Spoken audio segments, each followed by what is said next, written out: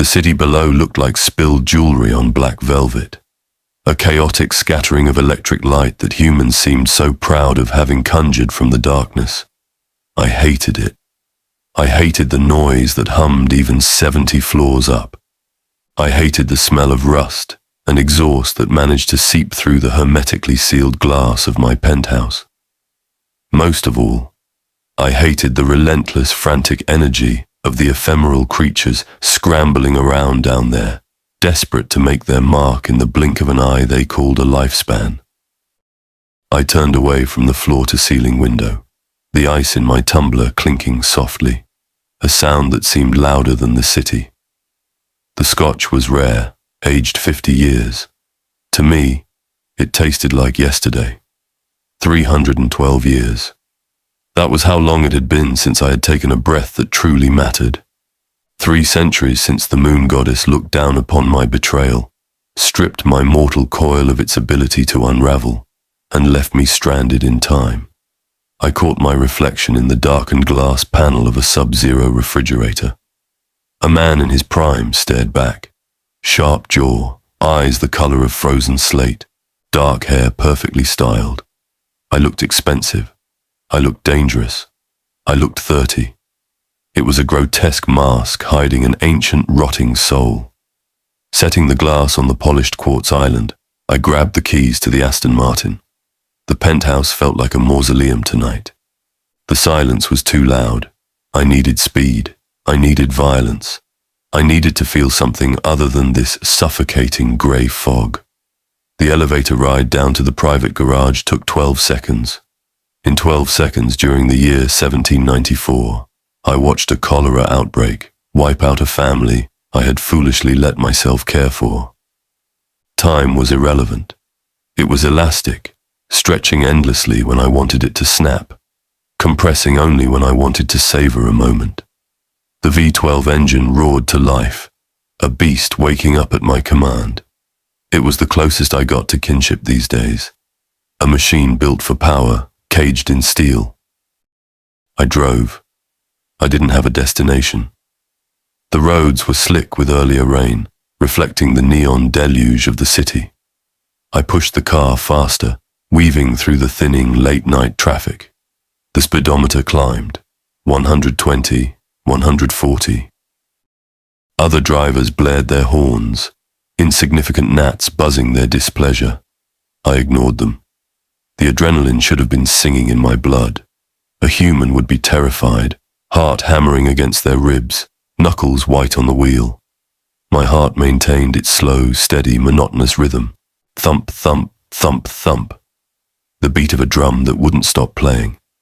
I hit the highway on-ramp and floored it. The city blurred into streaks of meaningless color.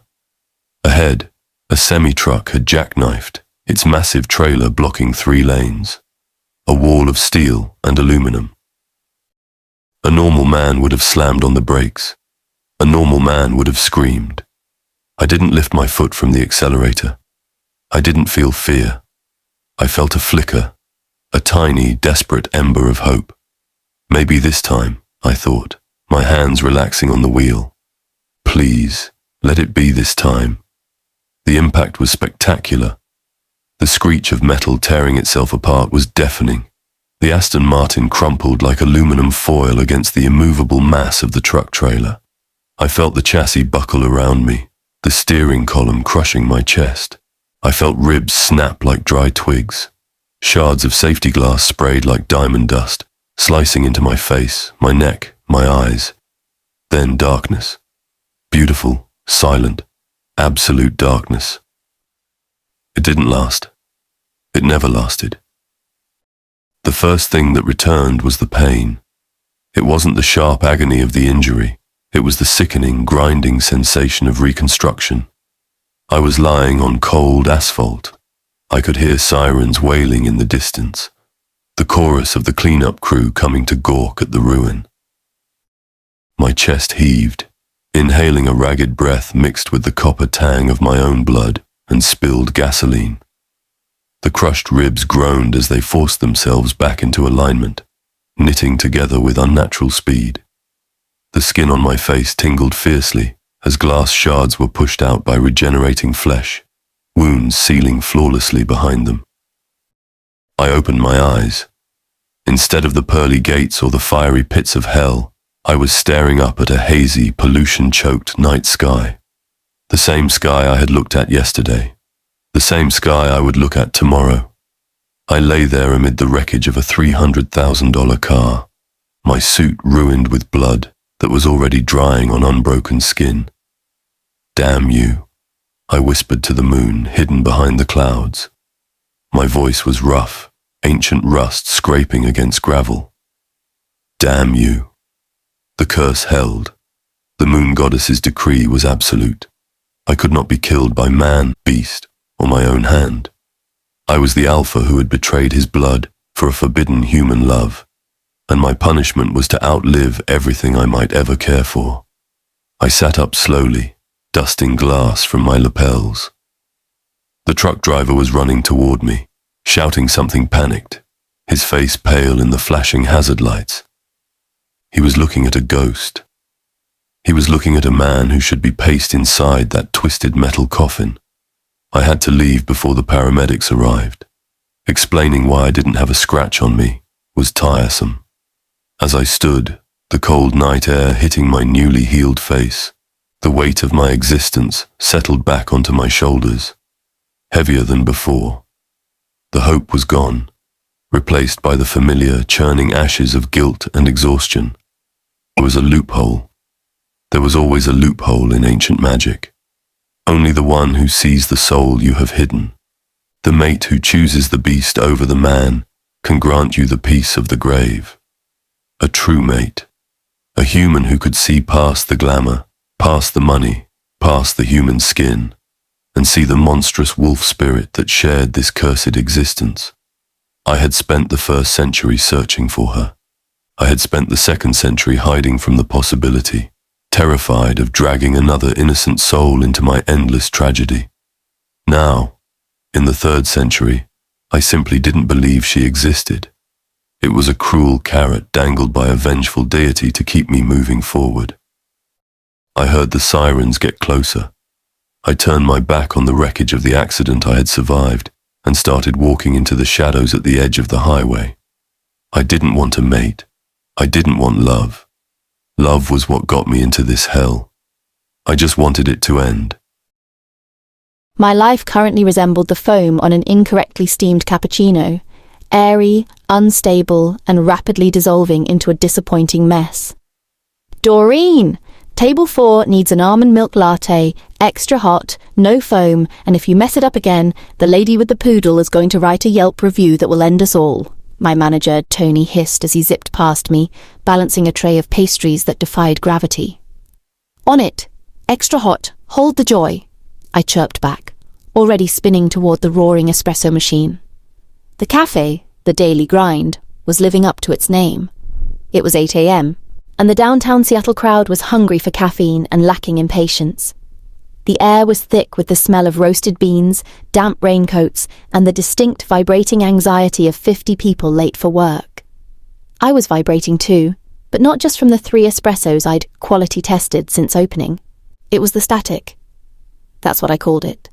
The other stuff. Ever since I was a kid, the world hadn't just been what you could touch. It was layered. Sometimes, it was just a feeling, like walking through a cold spot in a perfectly warm room. Other times it was visual. Like right now. As I slammed the portafilter into the machine, I glanced toward the door. A businessman in a trench coat was aggressively checking his watch, but I wasn't looking at him. I was looking at the shimmering, vaguely humanoid shadow that was clinging to his left shoulder like a melancholy parrot. It looked heavy, sad. Don't look at it, Doe. It's just lack of sleep and too much caffeine. You need to pay rent, not diagnose spiritual parasites. I squeezed my eyes shut for a second, resetting my brain. When I opened them, the shadow was gone, just a stressed guy in a raincoat. See? Crazy. Just plain garden variety, struggling 20-something crazy. I finished the latte, plastered on my best customer service smile, the one that made my cheeks ache, and delivered it to the poodle lady. Here you go. Careful, it's molten lava hot, just how you like it. She sniffed at it suspiciously, her tiny dog glaring at me from her designer purse. The dog had a weird aura too, a spiky little red haze of pure canine entitlement. I ignored the dog. By 10 o'clock, the rush had subsided into a steady trickle. The cafe was quieter, which was almost worse. When it was quiet, the whispers started. Not real voices, just impressions of sound caught in the walls, the history of the building trying to leak out. I was wiping down the counter, humming aggressively to drown out the faint sound of sobbing coming from near the pastry case. I was 90% sure someone had been dumped there yesterday, when the bell over the door chimed. The atmosphere in the shop changed instantly. It wasn't just that it got quieter. It felt like someone had sucked all the oxygen out of the room. The ambient warmth of the coffee machine seemed to drop 10 degrees. I looked up from a stubborn coffee ring on the laminate. A man stood in the doorway. He didn't look like he belonged in a mid-range coffee shop on a rainy Tuesday. He looked like he belonged in a museum, or maybe on the cover of a magazine that cost more than my weekly grocery budget. He was tall, dressed in a charcoal suit that fit him so perfectly it had to be bespoke. His hair was dark, swept back from a face that was arresting in its severity. Sharp cheekbones, a strong jaw, and eyes that were the unsettling colour of a frozen lake just before the ice cracks. But it wasn't his looks that made me freeze with the dirty rag still in my hand. It was the sheer, crushing weight of his presence. He walked toward the counter with a slow, deliberate grace that made everyone else in the shop seem frenetic and clumsy. He didn't look around. He didn't look at his phone. He just moved straight toward me, his gaze fixed somewhere past my left ear. My heart did a weird little stutter step. He looked exhausted. Not the I pulled an all-nighter kind of exhausted. It was a bone-deep, soul-weary heaviness that seemed to drag at the air around him. He stopped in front of the register. Up close, he was even more intimidating. He smelled faintly of rain, expensive leather, and something else, something cold and metallic, like old iron. "Can I help you?" My voice came out squeakier than I intended. I cleared my throat. "What can I get for you?" He didn't answer immediately. Those slate-grey eyes finally focused on me. It felt like being scanned by an X-ray machine that was looking for flaws. "Black coffee," he said. His voice was low, smooth, and utterly devoid of emotion. "To stay." "Just black? No room for cream? No flavour shots? We have a pumpkin spice that's very popular right now." I was babbling. I always babbled when I was nervous. The static in my head was buzzing furiously, warning me. "Black," he repeated. "Right, black, got it. That'll be $2.50. He reached into his jacket pocket for a wallet. As he moved, the air around him seemed to ripple. That's when I saw it. At first, I thought it was a trick of the track lighting reflecting off his wetsuit jacket. A shimmer, a blur. But then the blur solidified. It wasn't behind him. It was over him. A transparency laid on top of reality. It was massive. That was the first impression. Sheer scale. A towering shape of shaggy, silver-white fur that seemed made of moonlight and mist. It was a wolf, but bigger than any wolf should be, its shoulders hunched slightly in the cramped space of the cafe. It was superimposed perfectly over the man. Where his human eyes were cold slate, the beast's eyes were molten gold, ancient and terrifyingly intelligent. I stopped breathing. My hand, halfway to the cash register screen, hovered in mid-air. The human man was putting a credit card on the counter. The spectral wolf was huffing a breath that didn't stir the napkin dispenser, its massive jaws parted slightly. "You're officially losing your mind, Doreen Jones," I told myself frantically. "This is it, the final break from reality. There is not a giant ghost wolf ordering coffee from you." I blinked rapidly, trying to clear the hallucination. It didn't disappear. The wolf turned its massive head, its golden eyes locking onto mine. It saw me seeing it. A jolt of pure electricity shot down my spine. I gasped, stumbling back a step, knocking over a stack of compostable cups. They tumbled to the floor with a hollow clatter that sounded thunderous in the quiet shop.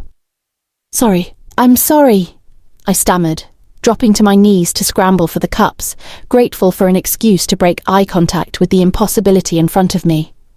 I was on the floor, clutching cardboard cups, my heart hammering against my ribs like a trapped bird. It's not real. It's not real. Get up, finish the transaction, call a therapist. I forced myself to stand up. I kept my eyes fixed firmly on the man's human tie, a dark silk paisley. Sorry about that, I said breathlessly, punching the order into the screen without looking up. Long morning. Okay, go ahead and insert your card whenever you're ready. I risked a glance up at his face, praying the hallucination was gone. The wolf was still there, huge and silent, its fur bristling slightly. But the man's expression had changed. He wasn't looking past me anymore. He was looking directly at me. The bored, weary detachment was gone, replaced by a sharp, terrifying focus. His eyes narrowed by a fraction of an inch. He didn't move. He didn't speak. But the golden eyes of the wolf overlaying his face widened in sync with his human ones. He knew. He knew I wasn't looking at his suit. He knew I was looking at the monster he was wearing like a second skin. Your coffee, I whispered, sliding the empty ceramic mug toward him, forgetting I hadn't actually poured it yet. He didn't look at the mug. He just kept staring at me, a strange, intense calculation replacing the coldness in his gaze. What is your name? He asked. It wasn't polite small talk. It was a demand. Doreen, I said, the name feeling small and foolish in the face of whatever he was. Doreen, he repeated, testing the sound of it. The spectral wolf dipped its head, exhaling a ghostly puff of air directly into my face. I shivered violently. The man, the creature, didn't blink. Interesting. Doreen. I tasted the name. It was common, unremarkable. A name for a girl who worked in a coffee shop and worried about rent. But the girl attached to the name was currently radiating a scent I hadn't smelled in over a century. Primal, unfiltered terror. Not the anxiety of a barista dropping cups in front of a rich customer. Not the nervousness of a human intimidated by an expensive suit. This was the scent of prey that has just realized it is standing in an open field with a predator. She was still frozen behind the counter, her hand hovering over the empty ceramic mug she'd slid toward me. Her chest was heaving, and her eyes, wide, expressive, and terrible at hiding secrets, were darting frantically between my face and the air just above my shoulders. She wasn't looking at me. She was looking at him. The wolf, my shadow. The curse that walked in lockstep with my soul. Humans couldn't see him. To the mortal eye, he was a figment of negative space, a trick of the light that made people subconsciously step out of my way on crowded streets. They felt the cold chill of his presence, the ancient menace, but their minds refused to process the visual. Their survival instincts had dulled over millennia of civilization. But this girl, this Doreen, she was staring right down his spectral throat. A strange, cold thrill curled in my gut. It wasn't pleasure. It was the rattling of a rusty cage door that hadn't been opened in 300 years. I didn't break eye contact. I reached into my pocket, pulled out a black titanium credit card, and placed it gently on the counter. The tap sounded like a gunshot in the silence between us. She flinched. The coffee, I said softly. You forgot to pour it. Right, yes, of course. Her voice was brittle. She snatched the mug back, her movements jerky and uncoordinated. Coffee sloshed over the rim as she fumbled with the carafe. While her back was turned, I took a slow, deep breath, analyzing the air in the shop. Roasted beans, artificial vanilla, damp coats, and under it all, the sharp metallic tang of her fear. It was delicious in a way I hated myself for noticing. It woke up parts of me that should have stayed dead. She turned back, sliding the full mug toward me with shaking hands. She kept her eyes steadfastly fixed on my silk tie, refusing to look up. Sorry about the wait, she mumbled to my chest. I didn't take the coffee. I leaned forward, resting my hands on the laminate counter, encroaching on her space just enough to make her breath hitch. "Look at me, Doreen." It was a command, laced with just a fraction of the alpha tone that used to bring entire packs to their knees. She froze. Slowly, agonizingly, she lifted her gaze. There it was again. The double take. Her eyes hit mine, the human grey, and then immediately flickered upward to the golden gaze of the beast that hovered over me. She swallowed hard, her throat clicking. "You dropped those cups," I said, my voice low, intimate. A secret shared in a crowded room. "Why?" I'm clumsy," she stammered, her face ashen. "It's a Monday, or Tuesday, I forgot." "You're lying." I tilted my head. The wolf mimicked the movement. "You saw something. Something that scared you." "I don't know what you're talking about. Please, I have other customers." There were no other customers. The shop had emptied out, leaving us in a bubble of fluorescent light and tension. I pressed harder. "You're looking at it right now, above my head. Tell me what you see." "Nothing. I see nothing. You're just very tall." She was terrible at this. She was vibrant and chaotic, and her emotions played across her face like a movie screen. "Describe him," I whispered. The words hit her like a physical blow. Her defenses crumbled. A tear leaked out of the corner of her eye, fueled by pure adrenaline. He's huge," she whispered, the words tumbling out before she could stop them. "Silver, like old coins. And his fur looks like smoke, but heavy. Real." She squeezed her eyes shut, as if that could make it stop. "And his eyes aren't like yours. They're gold, like fire." Silence stretched in the small cafe. I felt the blood drain from my own face. The world seemed to tilt on its axis. Silver fur, smoke, eyes of molten gold. She hadn't just seen a vague shape. She had seen him, my true form, the monster I'd become the night I betrayed my kin and earned an eternity of solitude. Only his true mate, a human who can see his soul, can grant him death, by choosing him. The words of the moon goddess echoed in my memory, sharp as the day they were spoken. For 3 centuries those words had been a taunt, a cruel joke. I had searched, I had hoped, and eventually I had given up. I had resigned myself to the endless grey, the monotonous cycle of living and not dying. And now, here she was, wearing a stained green apron, smelling of cheap vanilla perfume and terror, standing behind a cash register in Seattle. My death. My salvation. She opened her eyes, looking miserable and terrified that she'd just admitted to a hallucination to a strange man. "I'm crazy," she whispered, wiping at her wet cheek with the heel of her hand. "I need more sleep. Forget I said anything. Just take your coffee and go, please." I reached out, not for the coffee, but toward her face. She flinched violently, drawing back against the rear counter. I stopped my hand inches from her cheek. "You're not crazy, Doreen," I said, and for the first time in centuries, my voice shook slightly. The wolf inside me threw back its head and howled, a silent sound that reverberated only in my own skull. It was a sound of possessive triumph, of ancient recognition. Mine. Victory. But my human mind was reeling with a different realization. The sheer, impossible weight of it crushed the breath from my lungs. This messy, frightened human girl held the keys to my grave. I finally picked up the cooling coffee. The ceramic felt fragile in my hand. Everything felt fragile suddenly. "I'll see you tomorrow," I said. It wasn't a promise, it was a threat, and it was the only thing keeping me tethered to the floor. I turned and walked out into the rain, leaving the girl, my fate, staring open-mouthed at my retreating back.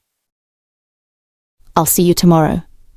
The words hung in the stale cafe air long after the door swung shut behind him, leaving a scent of expensive leather lingering faintly. I stood frozen behind the counter, clutching a lukewarm espresso machine cleaning brush like a weapon. My heart was doing a frantic tap dance against my ribs. The blood had drained from my face, leaving me feeling lightheaded and dizzy, my skin clammy despite the heat coming off the machines. "Earth to Doreen!" Tony's snapping fingers broke the spell. He was glaring at me, hands on hips. "What was that? You looked like you'd seen a ghost, and you spilled an entire latte. That comes out of your tips." "Sorry, Tony," I mumbled, my voice feeling detached from my body. "Just a weird customer." "Weird is fine as long as they pay and don't make a mess. You made a mess. Clean it up. Rent's due in 3 days, remember? You can't afford to be daydreaming." Rent, right. The great equalizer. The rest of my shift was a blur of autopilot motions, steam milk, pull shots, forced smile, repeat. But my mind was a chaotic whirlwind. Silver fur, smoke, eyes like fire. I hadn't imagined it. He had confirmed it. "You're not crazy," he'd said. Which meant, what? That magic was real, that werewolves walked into downtown Seattle coffee shops wearing bespoke suits, that I was some kind of supernatural radar. By the time I clocked out at 4, my brain felt like it had been through a blender. I changed out of my coffee-stained apron, grabbed my ancient backpack, and headed out the back door into the alley, bracing myself for the damp chill of the afternoon. My plan was simple. Go home, eat a bowl of instant ramen, curl up under my weighted blanket, and pretend today never happened. The universe had other plans. A sleek black sedan was parked right at the mouth of the alley, blocking the sidewalk. It wasn't the sports car I'd pictured him in. This was a massive, intimidating luxury vehicle with tinted windows so dark they looked like polished obsidian. I stopped short, a knot of dread tightening in my stomach. A rear window rolled down smoothly, silently. "Get in." It wasn't a request. I peered into the shadowed interior. He was sitting in the back seat, looking just as impeccable and terrifying as he had this morning. The sheer presence of him seemed to suck the air out of the alley. And though I couldn't see it clearly in the dim light, I could feel the heavy, static charge of the massive, spectral beast crouched beside him. My instincts screamed at me to run, to turn around, sprint back into the cafe, and hide in the walk-in fridge. But my feet stayed planted. "Why?" I asked, gripping the strap of my backpack tightly. "Look, mister, I don't even know your name. I don't know what your game is, but I'm just a barista. I have a cat to feed and bills to pay. I don't have time for whatever weird rich guy hobby this is." He didn't blink. His slate-grey eyes held mine, and I felt that same sensation of being scanned, analysed, taken apart piece by piece. "My name is Chise," he said, the name sounding ancient and sharp on his tongue. "And your bills are precisely why you will get in." He held up a sleek black folder. "What is that?" "A proposal, an employment contract of sorts." "I already have a job. One that barely pays your rent and forces you to tolerate incompetent managers," he countered smoothly. "This pays considerably more." He named a figure, an annual salary. My jaw practically unhinged. That wasn't considerably more. That was life-changing money. That was pay off my student loans, buy a decent car, and move into an apartment that doesn't smell like mildew money. What do I have to do for that kind of money?" I stammered, my skepticism warring with desperate hope. "Is it illegal? Because I look terrible in orange." A flicker of something that might have been amusement crossed his face, gone so fast I wasn't sure it had been there at all. "Nothing illegal," he said coolly. "I require a consultant, someone with a unique perspective." "A consultant on what? Ghost wolves?" The words popped out before I could stop them. The air in the car seemed to drop 10 degrees. The pressure in my head ratcheted up a notch, a low-level buzz that spoke of the hidden beast's displeasure. "Precisely," Chise said, his voice devoid of emotion. "You see things others do not. I have a situation that requires that specific ability. I need to understand the extent of what you see and why you see it. So, you want to study me, like a lab rat. I want to employ your services for a period of time, to be available to me, to observe, to answer my questions truthfully." He leaned forward slightly, his gaze intense. "Your primary duty will be proximity." "Proximity?" "Stay close to me. When I call, you come. When I go somewhere, you may need to accompany me. That is all. It sounded too simple, too good to be true. My grandmother always said if something sounds too good to be true, it's probably a trap set by a demon in a Gucci suit. Why me? I whispered. There have to be psychics or mediums or whatever out there. Why a random barista? Because you are the first person in 300 years who hasn't just felt him, he said softly, glancing toward the empty space beside him, but actually seen him. 300 years? I decided to file that terrifying nugget of information away for later panic attacks. And if I say no? He shrugged, a graceful, indifferent movement. Then you go back to your life. You struggle to pay rent. You wonder forever what it was you saw today. And I continue my search elsewhere. He was bluffing. I didn't know how I knew, but I felt it. A tiny fissure in his impenetrable armor. He needed me. For some reason, this powerful, terrifying, possibly centuries-old man desperately needed Doreen Jones, the girl with negative $12 in her bank account. I looked at the car. I thought about my ramen noodles. I thought about the eviction notice that would inevitably arrive if I didn't come up with rent money in 3 days. Then I looked into his eyes, the human ones that seemed so weary, and the hidden golden ones that burned with a terrifying fire. Curiosity, hot and demanding, bubbled up inside me, drowning out the voice of self-preservation. I took a deep breath, the damp alley air filling my lungs. I felt like I was standing on the edge of a cliff, about to jump into a fog I couldn't see through. Okay, I heard myself say. My voice shook, but the word was out. I accept. Chise didn't smile. He didn't look relieved. If anything, he looked resigned. Wise choice, he murmured. The rear door clicked open.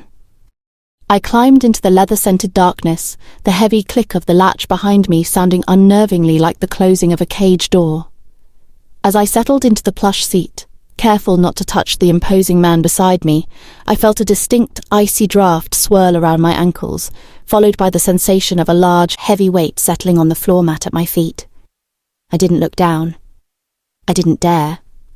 The car pulled away from the curb, gliding smoothly into the rainy Seattle evening, carrying me away from my normal life and into something entirely terrifyingly else.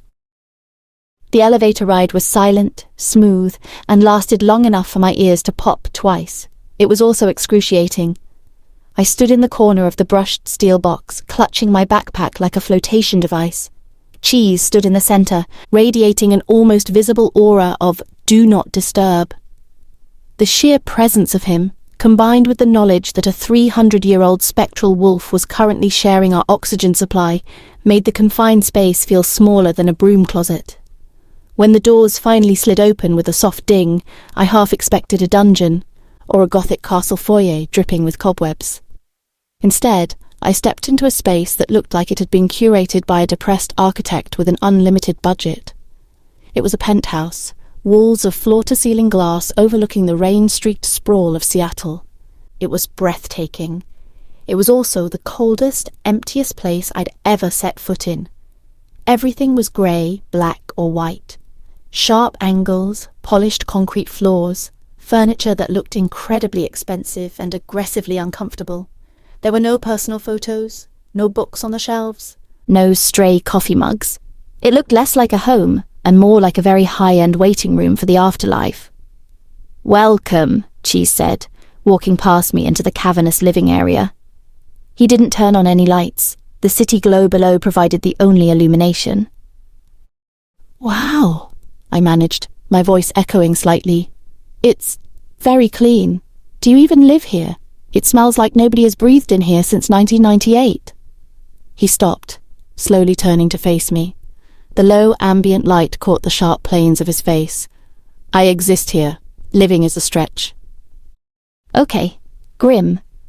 He gestured vaguely to a sleek, low-slung sofa that looked like it was carved from granite. "Sit. We need to establish parameters."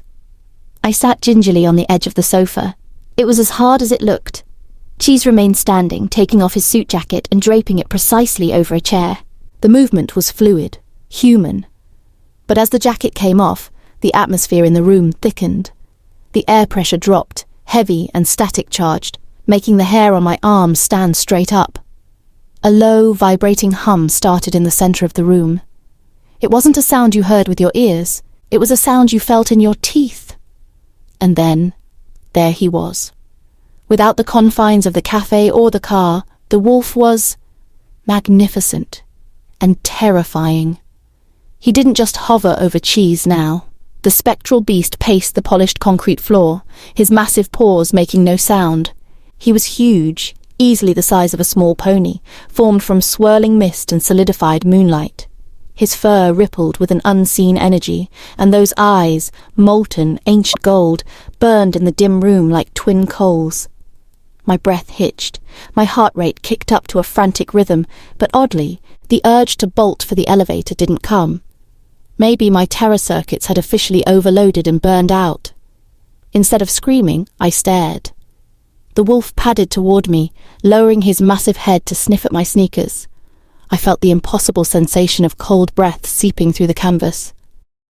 "He's bigger when he's not wearing you like a backpack," I heard myself say. My voice was shaky, but curious. Chise, who had been watching me with that unnerving X-ray intensity, actually blinked in surprise. "Excuse me?" "The wolf," I clarified, pointing a trembling finger at the massive snout inches from my knee.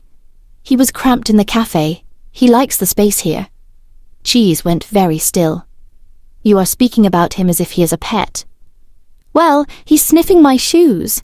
That's pretty dog-like behavior. Does he have a name? Or is it just like the Doom Wolf or something?" I was babbling again. I knew I was babbling. It was my defense mechanism against overwhelming supernatural dread. "He does not have a name," Chise said icily. "He is a curse, a manifestation of betrayal. Do not address him." The wolf lifted his head, his golden eyes shifting from me to Chise. He let out a huff of soundless air that ruffled the hem of my jeans, then turned and walked toward the wall of windows, staring out at the city. "He seems lonely," I whispered. Chise stiffened. The air in the room got colder, sharper. "Your commentary is unnecessary, Doreen. Your job is to be present, not to analyze." "Right, sorry, proximity consultant, got it." My stomach chose that exact moment to let out a roar that rivaled the spectral wolf's silent howls. I hadn't eaten since my break at 10 a.m, and the adrenaline crash was hitting hard. My hands flew to my midsection. Heat rushed to my cheeks. "Oh my God, ignore that, I'm fine, I just missed ramen hour." Chise stared at me, at the warmth blooming across my cheeks, at my hands clutching my shirt like I'd been caught doing something I shouldn't. He turned toward a sleek, handleless wall of cabinetry that I realized must be a kitchen. "I do not require sustenance often," he said, his voice flat again. "But I believe there are supplies. Humans require frequent refueling, correct?" "Usually, yeah. A couple times a day is standard." He opened a refrigerator that was cleaner than an operating room. It contained 3 bottles of extremely expensive artisanal water and a single pristine lemon. He stared at the lemon for a long moment, as if trying to remember what it was for. "This is inadequate," he muttered. He closed the fridge and turned back to me. For the first time since I'd met him, he looked slightly out of his depth. The ancient, world-weary immortal was stumped by snack time. "Order what you need," he said, sliding a sleek black tablet across the kitchen island toward me. "Anything you want. Have it delivered." I caught the tablet. "Anything?"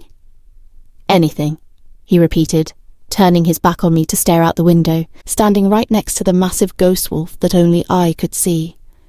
I looked at the tablet, then at the impossible pair by the window, the man who wanted to die, and the beast that wouldn't let him. A slow smile spread across my face. It was terrified, yes, but also weirdly thrilled. "Okay, boss," I murmured, tapping on the food delivery app. "Prepare yourself for the transcendent experience that is spicy Thai peanut noodles at midnight." 20 minutes later, the buzzer rang. I might have gone a little overboard. When the delivery guy arrived, looking very confused by the lack of a visible apartment number and the sheer desolate vibe of the hallway, he was carrying 3 separate bags, large bags. I hauled them onto the sleek minimalist kitchen island, the smell of peanut sauce, basil, and fried goodness instantly warring with the sterile scent of the penthouse. Chise drifted out from wherever he'd been brooding. He stopped 4 feet away, staring at the mountain of styrofoam containers. He didn't say anything.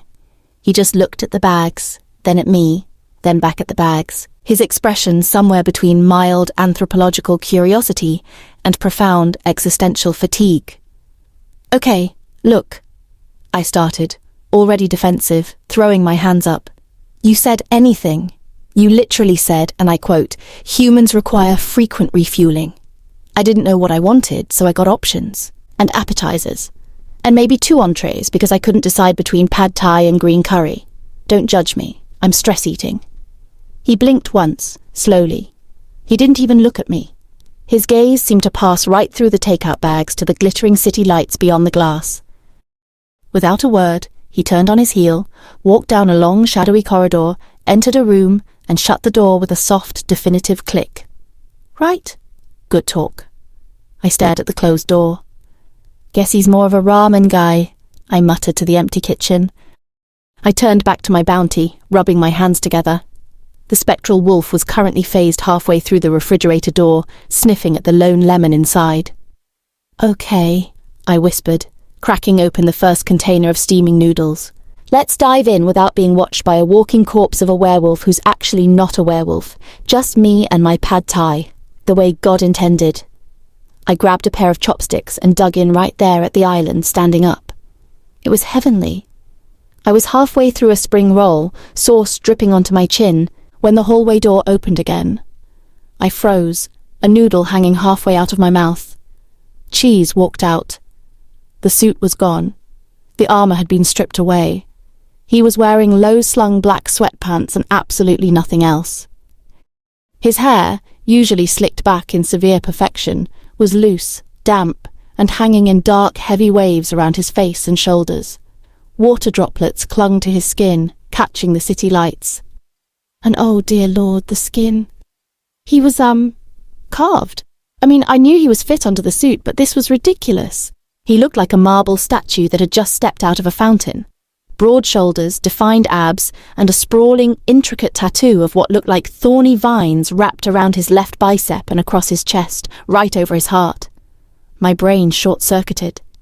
The noodle fell out of my mouth and landed with a soft splat on the polished concrete floor. He didn't seem to notice my impending cardiac arrest. He walked straight to the fridge, passing right through the ghostly rear end of his wolf, grabbed one of those artisanal water bottles, cracked the seal, and downed half of it in one long, convulsing gulp. His throat worked, and I swear I heard a sizzle, like water hitting a hot skillet. He lowered the bottle, wiped his mouth with the back of his hand, and finally looked at me. His eyes were still dead, but the rest of him was very, very alive. He gestured vaguely at the 12 open containers spread across the island. "Do you intend to consume all of this yourself, or are you expecting a small army?" I choked. A piece of peanut, a sharp, treacherous piece of peanut, lodged itself directly in my windpipe. I started hacking, my eyes watering, slamming my hand against the counter. He just watched me die for a solid 3 seconds. I pointed frantically at the water bottle in his hand, unable to speak, my face heating up rapidly. With a sigh that sounded like a gust of Arctic wind, he walked over and thrust the half-empty bottle at me. I snatched it, guzzling the expensive water until the peanut dislodged. I gasped for air, leaning against the counter, my eyes streaming. "Oh my God, don't do that." He raised a perfect eyebrow. "Do what? Save you from asphyxiation by legume?" "Walk out here like that." I gestured wildly at his damp, shirtless torso with the water bottle. "Is this your hobby? Walking around half-naked looking all hot and bothered while I'm trying to eat curry? I'm here, you know. I have eyes." His expression didn't change by a millimeter. The compliment, if you could call my panicked shouting a compliment, didn't even register. "It is my home," he said flatly. "I required a shower to wash off the stench of the city." He turned to walk back toward his room. Panic flared again, sharper this time. The silence of this place was suffocating. The sheer size of it, The emptiness and the colossal, silent ghost wolf that was now watching me eat were too much. "Wait!" I called out. He stopped but didn't turn around. "Ain't you joining me?" I asked, my voice smaller than I intended. "There's plenty. I promise the spring rolls aren't lethal." "Not interested." He took another step. "Seriously?" I sputtered, gesturing around the cavernous dark room with a chopstick. "Is this how I'm going to live? Talking to myself in a glass box, eating Thai food with a ghost while you brood in your room? I'm supposed to be observing you, aren't I? How am I supposed to do that if you treat me like a piece of furniture you regret buying?" He stopped again. This time he turned slowly. The movement was predator smooth. The damp hair fell over one eye, making him look dangerous and untamed in the dim light. "You are not here to be entertained, Doreen," he said, his voice low, rolling through the space like distant thunder. "You are here to witness a curse. Do not mistake my tolerance for hospitality." The silence of the penthouse had always been my sanctuary. Now, it was punctuated by the vibrant, chaotic rhythm of Doreen. It had been a week since she'd moved into the guest room, a space that had remained untouched for 40 years, and now looked like a small grenade of colourful scarves and paperback books had gone off inside it. I watched her from the shadows of the kitchen island. She was humming some dreadful pop song off-key while aggressively wiping down a counter that was already pristine. The spectral wolf, my eternal shadow, sat nearby, his massive head tilted as he watched her with an intensity that mirrored my own. He was calmer around her. The constant low-frequency thrum of his rage had settled into a watchful stillness. It was unnerving. "You know," she said, breaking off mid-chorus and turning to face me, brandishing a microfiber cloth like a weapon. "For a guy with endless money, you have terrible taste in snacks. That lemon is still in the fridge. It's starting to look depressed." I stared at her. The sheer inanity of her words was a balm against the crushing weight of my own thoughts. "It is a lemon, Doreen. It does not possess the capacity for emotional states." She rolled her eyes. "Everything has feelings if you ignore it long enough. Even produce." She tossed the cloth onto the counter and leaned back against it, crossing her arms. The movement drew my eye to the pulse beating steadily in her throat, a fragile bird-like rhythm, so easy to snuff out. And yet she was the executioner. "So," she said, her voice dropping the playful tone, "we've been doing this proximity thing for a week. I follow you around. I watch you stare out the windows. I watch you not eat. When do we get to the part where you explain why?" "Why what? Why me? Why the wolf? Why do you look like you're attending your own funeral every time you think no one is looking?" Her words were clumsy, but her aim was true. They struck a chord deep in my chest, a place I hadn't let anyone touch in centuries. "Your own funeral." The words echoed, pulling at a thread of memory I had thought long severed. The scent of jasmine and wood smoke filled my nose. Sunlight filtered through the canopy of ancient trees, dappling Juliana's skin as she laughed. She held a small, intricate wooden clock in her hands, a gift she'd carved herself. "For you, my love," she had whispered, her eyes shining with a devotion that terrified me even then. "So we may always know the hour of our return to each other." I had taken her in my arms, the beast within me purring with contentment. I promised her forever. I promised her safety. I was arrogant. I was a fool. A sharp intake of breath brought me back. Doreen was standing closer now, her dark eyes searching my face. The concern in them was genuine, and it burned. "Where did you go just now?" she asked softly. I stepped back, putting distance between us. The ghost wolf mirrored my movement, letting out a silent snarl directed at no one in particular. "Nowhere that concerns you," I said, my voice colder than I intended. "Everything concerns me if I'm living in your house," she retorted, her stubborn streak showing. "You can't just hire me to be a professional lurker and then shut me out. You're lonely, Chise. It's radiating off you like cold air. Lonely, I repeated, the word tasting like ash. What would a child like you know of loneliness? I know enough, she said, holding her ground. I know that staring at a city of 1,000,000 people and seeing no one is a special kind of hell. Who hurt you? Who made you like this? The directness of the question was a physical blow. It shattered the fragile barrier I kept around the deepest, darkest memory of all. The one I never visited. Rain. So much rain. It lashed against the stone circle, mixing with the blood on the ground. My blood. I was on my knees, bound by chains of forged iron and spelled silver. My brother, the one I had trusted with my life, stood over me, his face twisted with jealousy and a terrible triumph. Beside him stood the witch, her eyes devoid of humanity. She chanted in a language that made my ears bleed, her hands weaving a sickly green energy through the air. You sought to be above us all, brother, my kin spat, to have the power, the girl, the eternal life. Now you shall have it, but you will never enjoy it. The pain hit then, a tearing, searing agony that ripped through my very soul. It felt like my heart was being gouged out with a dull spoon.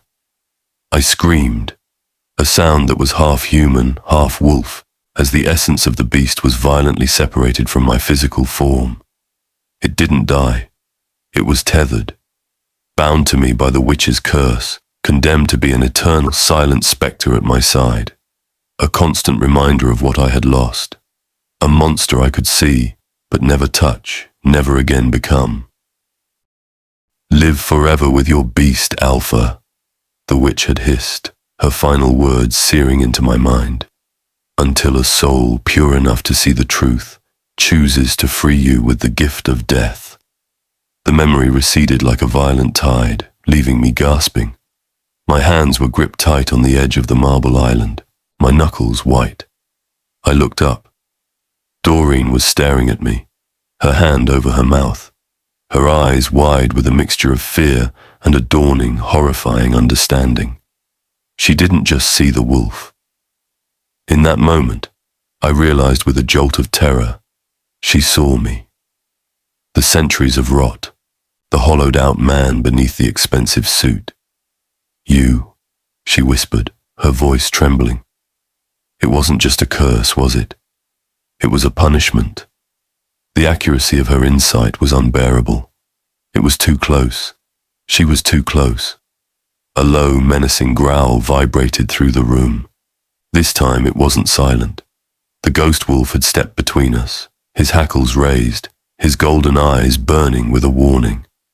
I pushed off the counter, my own control fraying. Get out. She flinched. What? Get out of my sight, I snarled, the human mask slipping. Go to your room. Stay there. Do not speak to me. Do not look at me. But Chise, Go. My voice thundered through the penthouse, cracking the heavy silence. She stared at me for one agonizing second longer, her eyes pooling with sudden tears. Then she turned and fled, her footsteps echoing down the hallway until the door to her room slammed shut. I was alone again, just me and the silent beast. I walked to the massive window and pressed my forehead against the cold glass, looking down at the city lights that blurred in my vision. She was right. It was a punishment. And the cruelest part of the witch's curse wasn't the immortality or the phantom wolf. It was that after 300 years of waiting for death, the only person who could grant it to me was the first person in centuries who made me want to live. 3 a.m. The hour of the wolf, the hour when the veneer of civilization wears thinnest, and the ancient primal things beneath the surface begin to stir. I hadn't moved from the window since I'd banished her. The glass was cold against my forehead, a welcome numbness against the fever burning beneath my skin.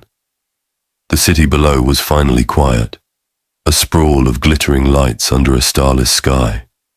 But inside the penthouse, the silence was screaming. For 3 centuries, silence had been my only companion, a cold, dead thing I wrapped myself in. Now it was charged, electric. Every molecule of air in the vast, empty space seemed vibrating with her presence down the hall. My beast, my eternal curse, was restless.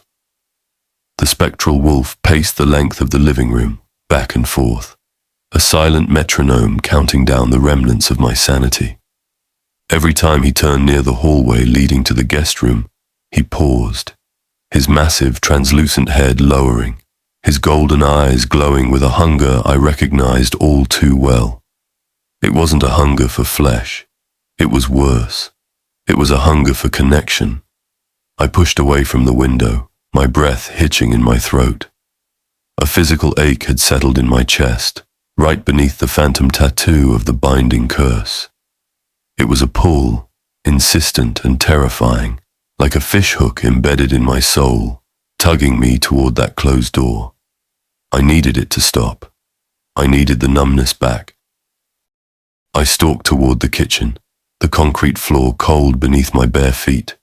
I needed water, ice, anything to cool the sudden unbearable heat rising in my blood. I rounded the quartz island and stopped dead. Doreen was there. She was sitting on one of the high stools, hunched over a steaming mug, wrapped in a knitted cardigan that looked 3 sizes too big.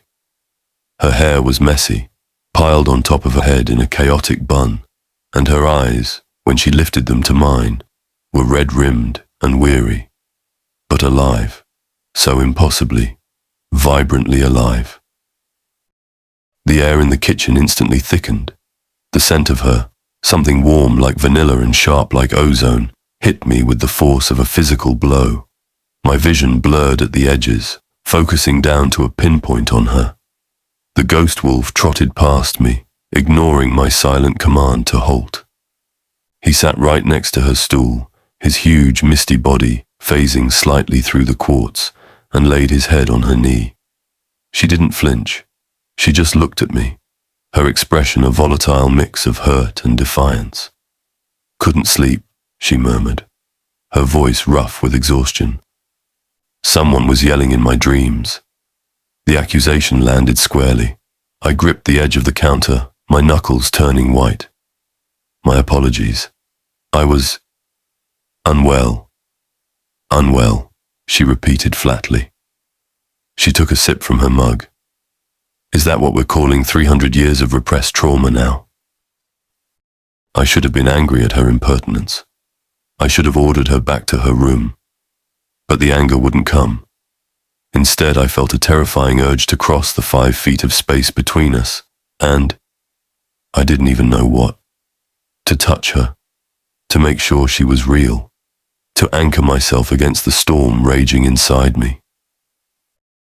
"You should not be up," I said, my voice sounding unfamiliar to my own ears. Rough, deeper than usual. "Neither should you." She set the mug down with a little too much force. "Look, Chise, I get it. You're damaged. You're ancient. You're cursed. You have a giant ghost dog that only I can see, and apparently I'm the Grim Reaper you ordered from Amazon Prime." She spun on the stool to face me fully, her eyes flashing. "But I am still a person, and I'm stuck in this glass cage with you. So you don't get to yell at me for asking real questions." She was right, and her righteousness was incandescent. The pull in my chest intensified into a sharp pain. The beast at her knee let out a soundless whine, looking from her to me, urging, pushing. Without a conscious thought, I moved. I closed the distance between us in 2 long strides. She gasped, leaning back slightly, but she didn't retreat. I stopped inches from her, invading her personal space, looming over her.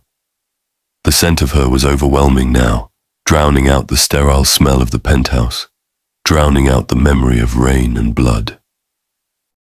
"You want answers?" I whispered, the words tearing from my throat. "Yes," she breathed, her eyes wide, fixed on mine. "The answer is that you are dangerous, Doreen." I reached out. My hand trembled as I brought it up, my fingers hovering just millimeters from her cheek. I could feel the heat of her skin. You are the only thing in this world that can unmake me, I said, the admission feeling like tearing open an old wound. And every moment you are near, I feel my resolve crumbling. Resolve for what? She whispered. My resolve to die. Her breath hitched. She leaned into my hand, closing the fraction of an inch between us. Skin met skin. It wasn't a spark, it was a thunderclap. A shockwave of raw, undiluted energy slammed into me, racing up my arm and exploding in my chest. The world tilted on its axis. The centuries of ice shattered. The connection was absolute, terrifying. I felt her fear, her confusion, and beneath it all, an answering pull that mirrored my own, a desperate, lonely need to be seen.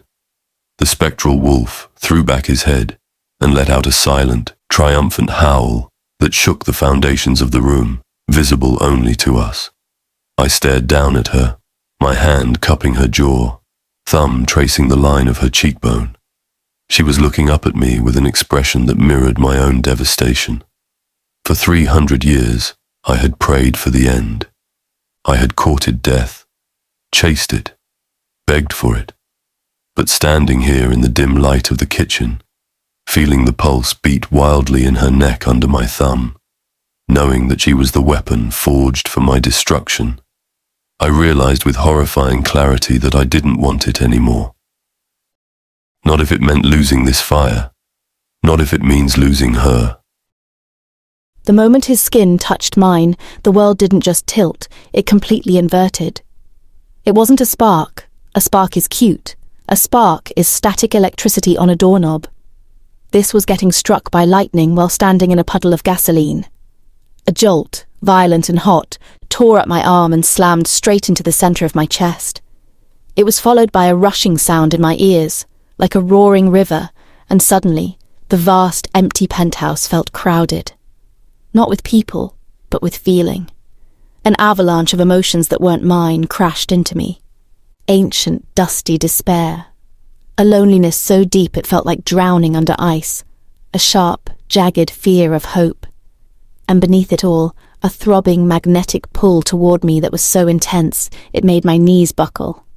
I gasped, reeling, my hands gripping his forearms just to stay upright. The spectral wolf threw its massive, translucent head back and howled.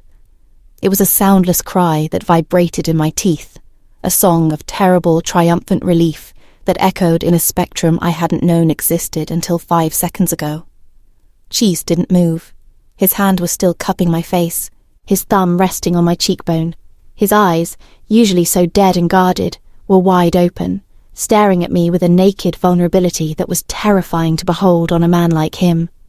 He looked shattered, and simultaneously, for the first time since I'd met him, completely whole. "What?" My voice was a pathetic squeak. I tried to pull away, overwhelmed by the sheer volume of him flooding my senses, but my body wouldn't obey.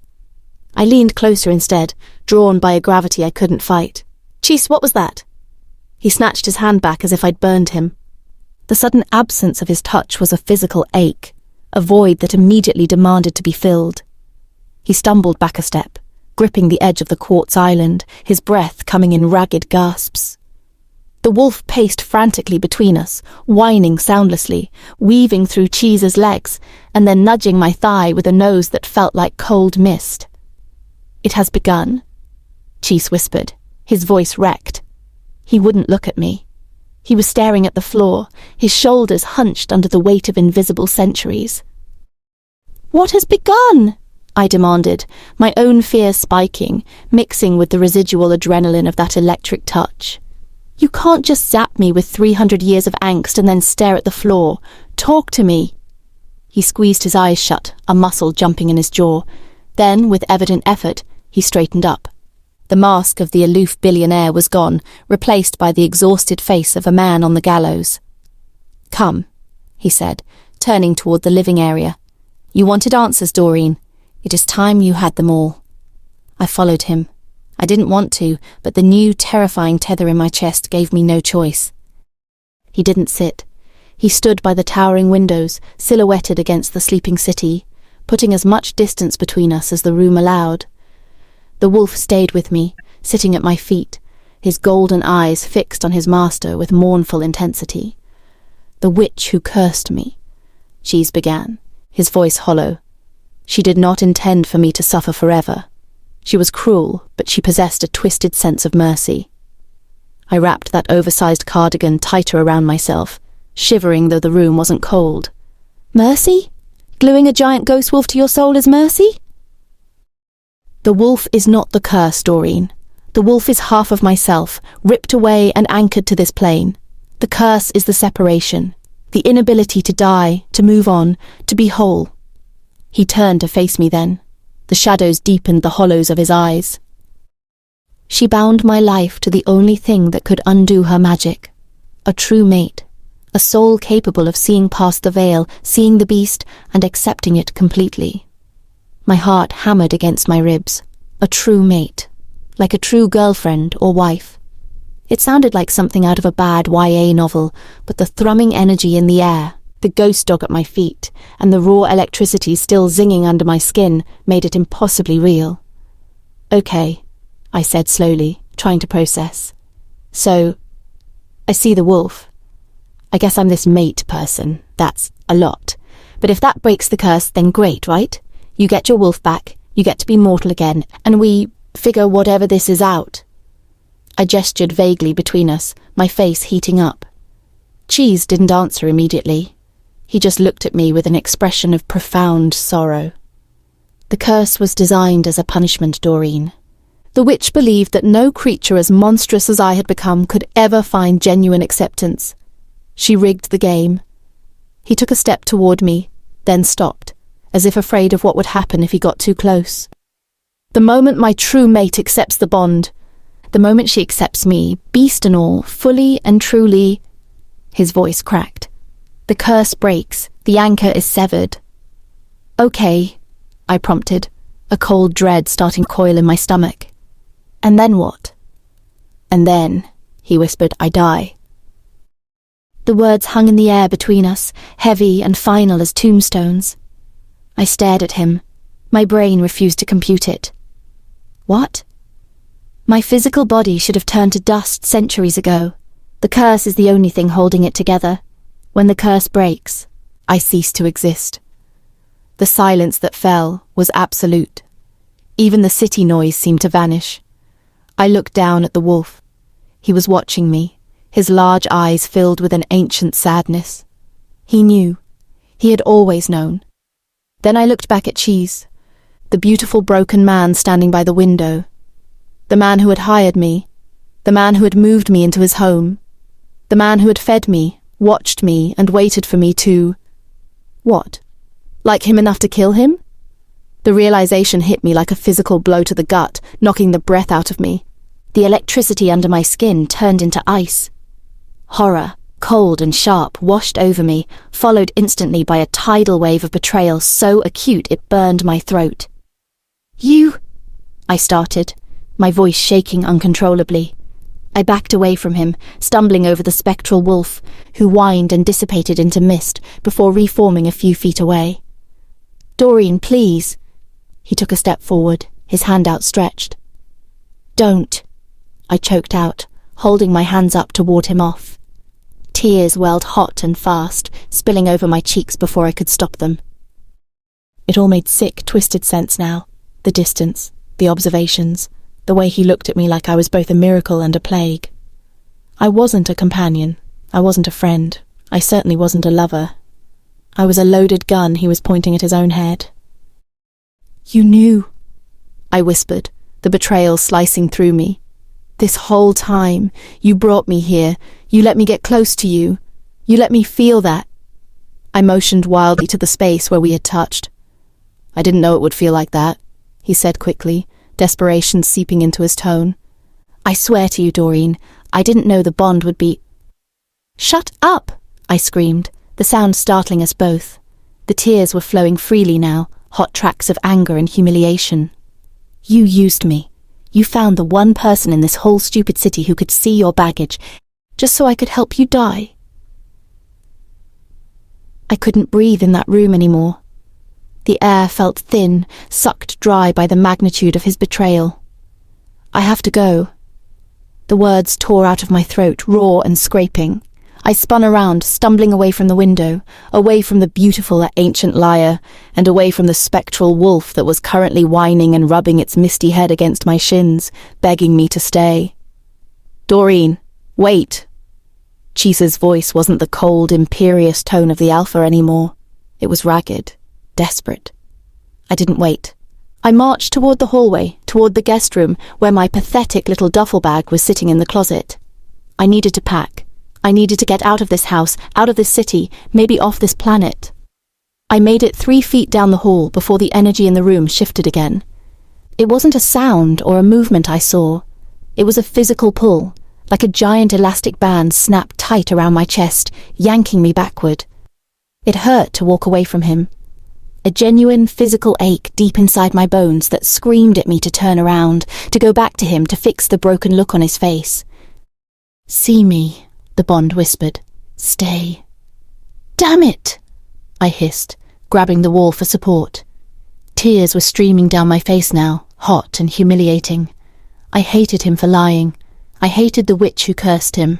But most of all, I hated that my own stupid heart was currently trying to claw its way out of my chest to get back to him.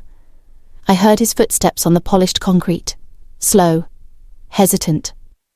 "Please," he said. He was standing at the entrance of the hallway. He didn't try to touch me again, thank God. He took a breath, his broad shoulders rising and falling shudderingly beneath his impeccable shirt. "Yes, at first. When I found you in the cafe. When I realized what you were. Yes. I saw an end to the pain. I saw an escape." He looked me dead in the eyes, and the centuries of weariness were back, stark and terrifying. "You cannot imagine the weight of time, Doreen. The erosion of the soul.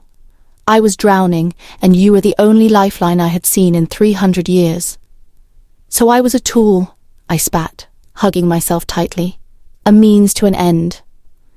"You were hope," he corrected softly. The ghost wolf padded over to him and leaned against his leg, its golden eyes fixed on me with a sorrow that mirrored Chise's own.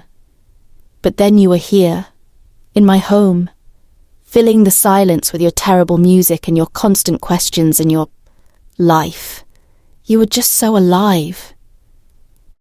He took one step closer, his hand twitching at his side like he wanted to reach out but didn't dare. "I watched you, Doreen, not to calculate my death, but because I couldn't stop looking at you. And somewhere in this last week, the goal changed." My breath hitched. Changed how? His jaw worked. This was hard for him. Every word seemed to cost him something. "Tonight, in the kitchen, when I touched you..."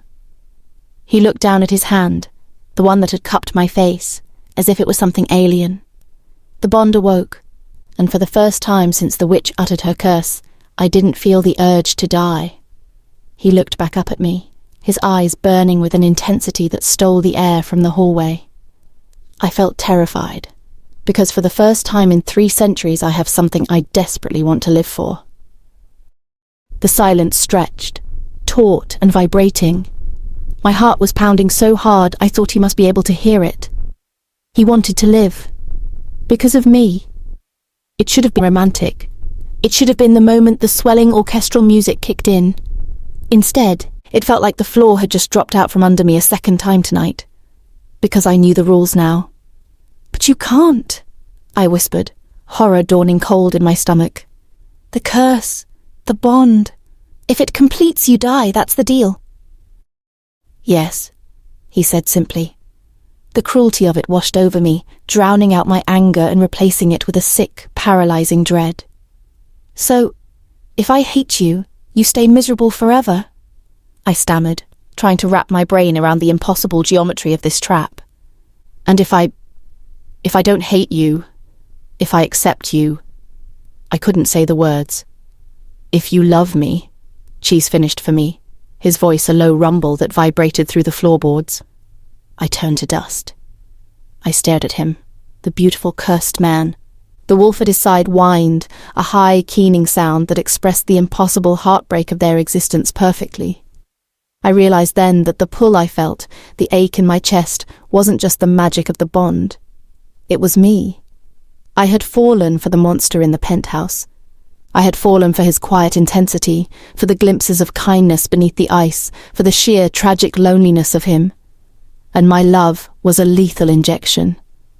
"That's not fair," I whispered, my voice breaking. Tears welled up again, not angry ones this time, just sad, hopeless ones. "That's really, really not fair." "No," Chise agreed softly.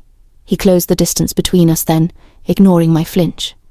He didn't touch me, but he stood close enough that I could feel the heat radiating off him, smell the scent of rain, and that was uniquely him.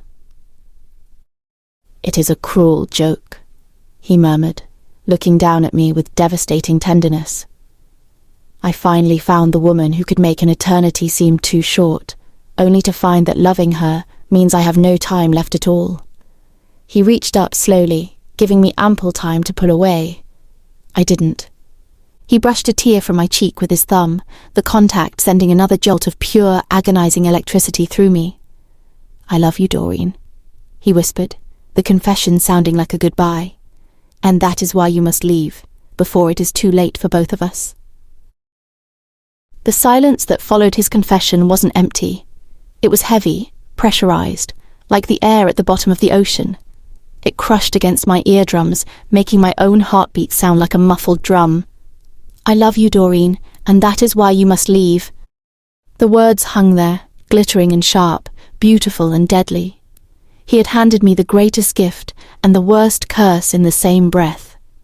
The spectral wolf let out a sound that wasn't quite a howl, more of a low, vibrating whimper that seemed to crack the very air in the hallway. It slumped against Chise's legs, its massive, translucent form flickering wildly, its golden eyes fixed on me with devastating accusation. "Don't go," the beast was saying. "Finish it." But the man standing above the beast was saying something else entirely. I stepped back. It was the hardest physical thing I had ever done. The pull in my chest, that newly awakened, terrifying tether, screamed at me to stop. It wanted me to throw myself at him, to wrap my arms around that cold, ancient loneliness and burn it away with the heat I felt rising in my own blood. But if I burned it away, I burned him away. "Okay," I whispered. The word felt like gravel in my throat. Chise didn't move. He just watched me, his face returning to that marble mask of detachment, though his eyes were alive with a terrible, glittering pain. He was letting me do what he couldn't. He was letting me save him. I turned and walked into the guest room. I didn't shut the door. It felt pointless now. Packing took less than 5 minutes. I had come here with nothing but a duffel bag and a reckless need for cash. I was leaving with the same bag, but everything else, my perspective, my heart, my very soul, felt irrevocably altered. When I walked back out into the hallway, my bag slung over my shoulder, he hadn't moved. He was a statue carved from grief and expensive tailoring.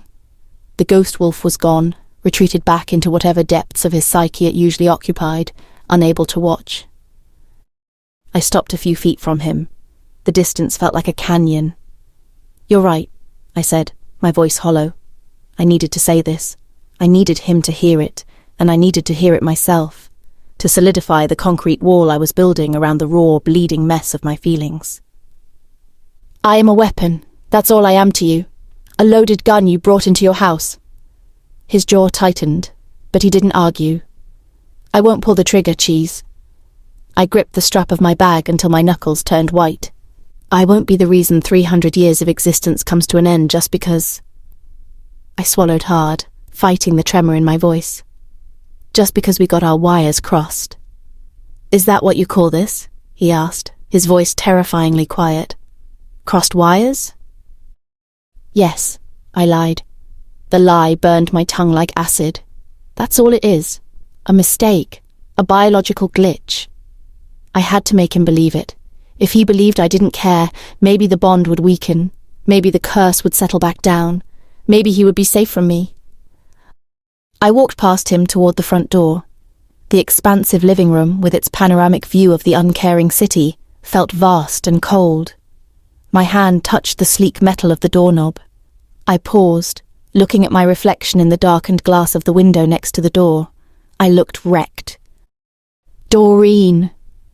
His voice stopped me one last time. I didn't turn around. I couldn't. If I looked at him one more time, if I saw that centuries-old weariness warring with this new, fragile hope, I would crumble. And if I crumbled, he turned to dust. "Thank you," he whispered. The words were a knife to the ribs. He was thanking me for leaving, for sparing him, for refusing to give him the one thing he had spent a lifetime craving, because now, finally, he had something to lose.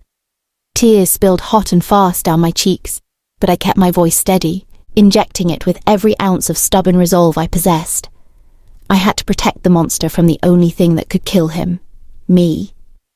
"If loving me means you disappear," I said to the glass, to the city, to the empty air, "then I refuse to love you." I opened the door, stepped out into the sterile hallway of the penthouse floor, and let the heavy door click shut behind me. The sound was final, a period at the end of a sentence that should have been a whole book. I walked toward the elevator, leaving the only man who had ever truly seen me alone in his tower of glass, safe and alive in the terrible, echoing silence. The click of the penthouse door closing behind me was the loudest sound I'd ever heard. It wasn't a slam. It was a soft, expensive, airtight seal that finalized my exclusion. It felt like a physical axe blow, severing something vital inside my ribs.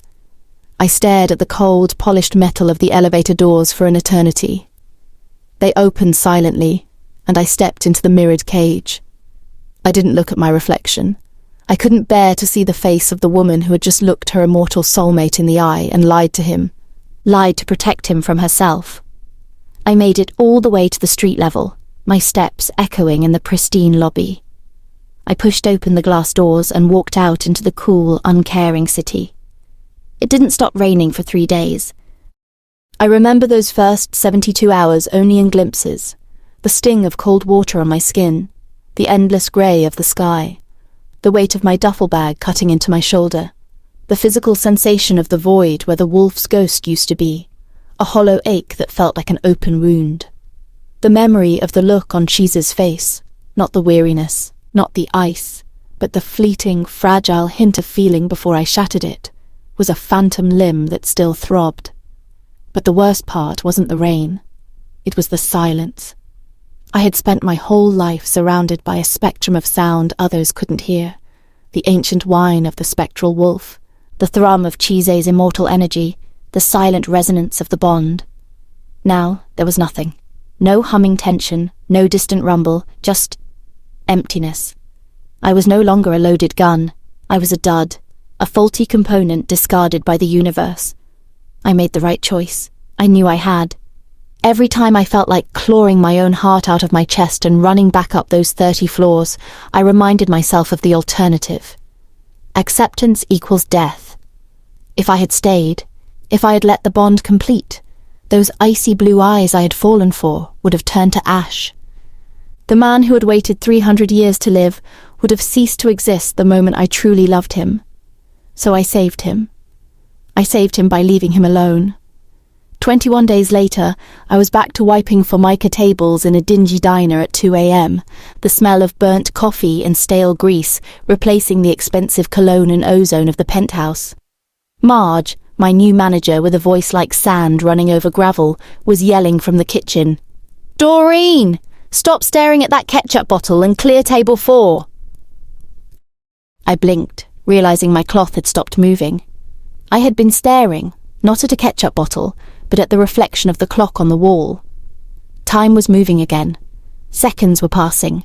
Lives were beginning and ending, and I was just existing. I had done a spectacular job of making him live. I had ensured that Chise would continue to pace his golden cage, safe and immortal. Maybe he would find a new companion. Maybe he would find someone else who looked like his precious Juliana, the human woman he once loved and lost, and the name felt like a physical ache. But whoever she was, she wouldn't see the wolf. She wouldn't feel the bond. He would be safe from her. And I? I was back in the mud, broke, exhausted, and haunted by a silence that was louder than any roar. I wiped tape 4, my hand moving automatically. A wave of regret, familiar and bitter, washed over me. The logical part of my brain knew I had no choice, but my soul didn't care about logic. It wanted the lightning. It wanted the thunder. It wanted the terrifying, impossible pull of that forbidden love. I saved him from eternity, I thought, placing the sticky salt shakers back into their metal holder. But who's going to save me from the hollow? I looked out the greasy window. Rain was starting to fall again, the streetlights reflecting off the wet asphalt like tears. I didn't see any wolves in the shadows. I didn't feel any magic in the air. I had successfully returned my world to its proper, dull alignment. The silence was deafening. The shift ended at 4 a.m., leaving me with throbbing feet and a mind that refused to turn off. The rain from earlier had settled into a thick, clinging fog that muffled the city sounds, turning the streetlights into bruised halos in the mist. I walked. I couldn't go back to my cramped apartment yet. The silence there was waiting for me, ready to suffocate me with thoughts of everything I'd thrown away. I stuck to the older part of the city, where the cobblestones still peeked through the asphalt, and the buildings had history etched into their soot-stained bricks. It felt appropriate. I was haunted by history after all. That was when the first flicker happened. I was passing an alleyway, a shortcut I usually took. I glanced down at it, expecting to see overflowing dumpsters and maybe a sleeping cat. Instead, for one terrifying, impossible second, I saw trees. Massive, ancient oaks with gnarled roots clawing at earth that wasn't paved. The smell of garbage vanished, replaced by the overwhelming scent of wet earth, pine, and animal musk. I blinked, hard. I rubbed my eyes, my heart hammering against my ribs.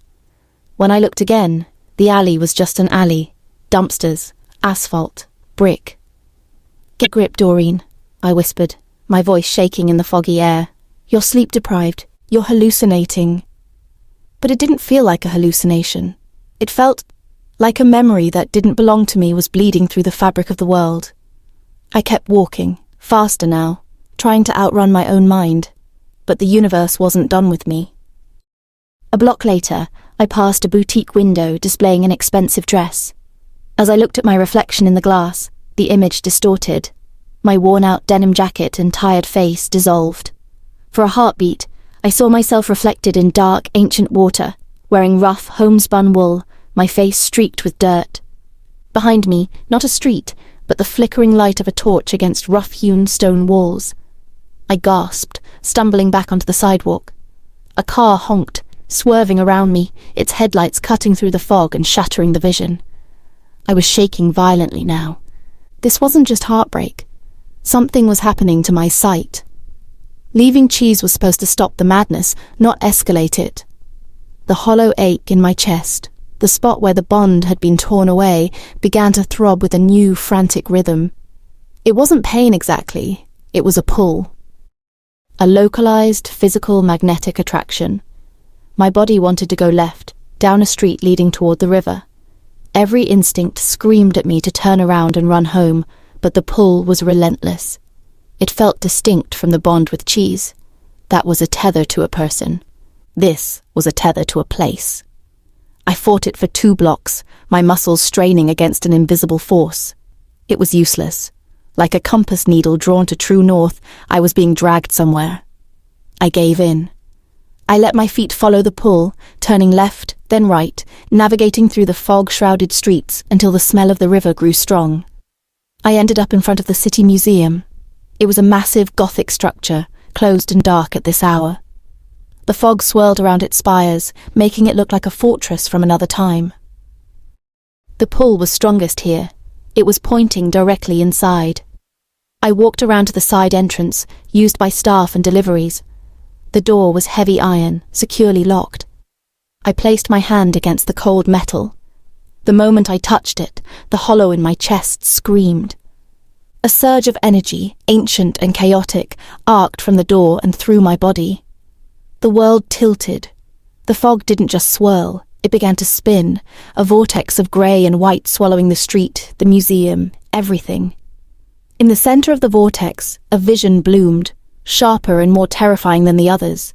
I saw a massive stone fortress, the museum, but as it was centuries ago. I saw fire burning in iron cressets. I heard the clash of steel and the guttural, terrifying roar of a wolf that was too big to be natural. And I felt him. Not the weary Chise of the penthouse. I felt an alpha's rage, raw and untamed, vibrating through the stone. The vision snapped off as quickly as it had appeared, leaving me gasping for air, clutching the iron door for support. The street was quiet again. The fog was still. But I knew with a terrifying certainty that whatever was happening to me, whatever was pulling at the empty space in my chest, was connected to Chise's past, and it was demanding that I follow. My hand was glued to the cold iron of the museum door. I couldn't pull away. It wasn't a physical adhesion, but a metaphysical lock. The raw energy surging through the metal, into my fingertips, and directly into the gaping wound in my chest was the only thing holding me upright.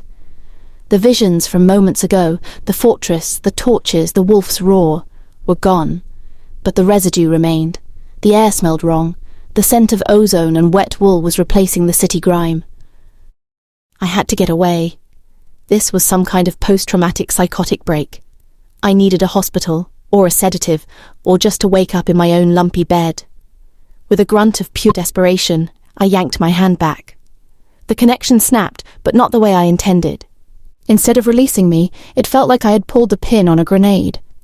The fog didn't just swirl anymore, it erupted. It thickened instantly, turning opaque and suffusing with a sickly, bruised purple light. The streetlights vanished. The muffled sound of distant traffic cut off completely. In its place came a rushing wind that felt like it was blowing from deep underground, ancient and cold enough to freeze the breath in my lungs. The ground beneath my sneakers gave a violent lurch.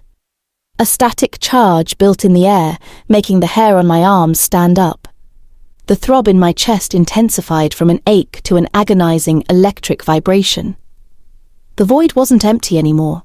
It was a conduit, and power was screaming through it. It felt like Chise. That same heavy, undeniable pressure of his presence, but raw, unrefined. This wasn't the sophisticated billionaire. This was the beast that had built his empire on blood. Panic, blinding and primal, finally took over. I turned to run, to flee anywhere but here. I took one step and ran directly into a physical barrier that hadn't been there seconds ago. It wasn't a wall, it was a pressure, a thick, gelatinous, invisible force that stopped me cold. I pushed against it, screaming Marge's name, screaming for help, screaming for Chise, though I knew I was alone. The museum side entrance, the ugly iron door, began to glow with a blinding white heat. Cracks appeared in the stone facade around it, spreading like ice, revealing not brick and mortar beneath, but void. The rushing wind rose to a deafening howl. It wasn't just air moving. It was the sound of a storm across centuries. Then, the floor really did fall away. The concrete sidewalk beneath me dissolved into a vortex of that bruised light and ancient shadows. The gravitational pull shifted, and I plummeted. I was falling, but not down. I was being pulled through layers of time, through echoes of history, through a tunnel made of compressed memory and chaotic magic. Sensory overload hit me like a physical blow. Nausea rose in my throat.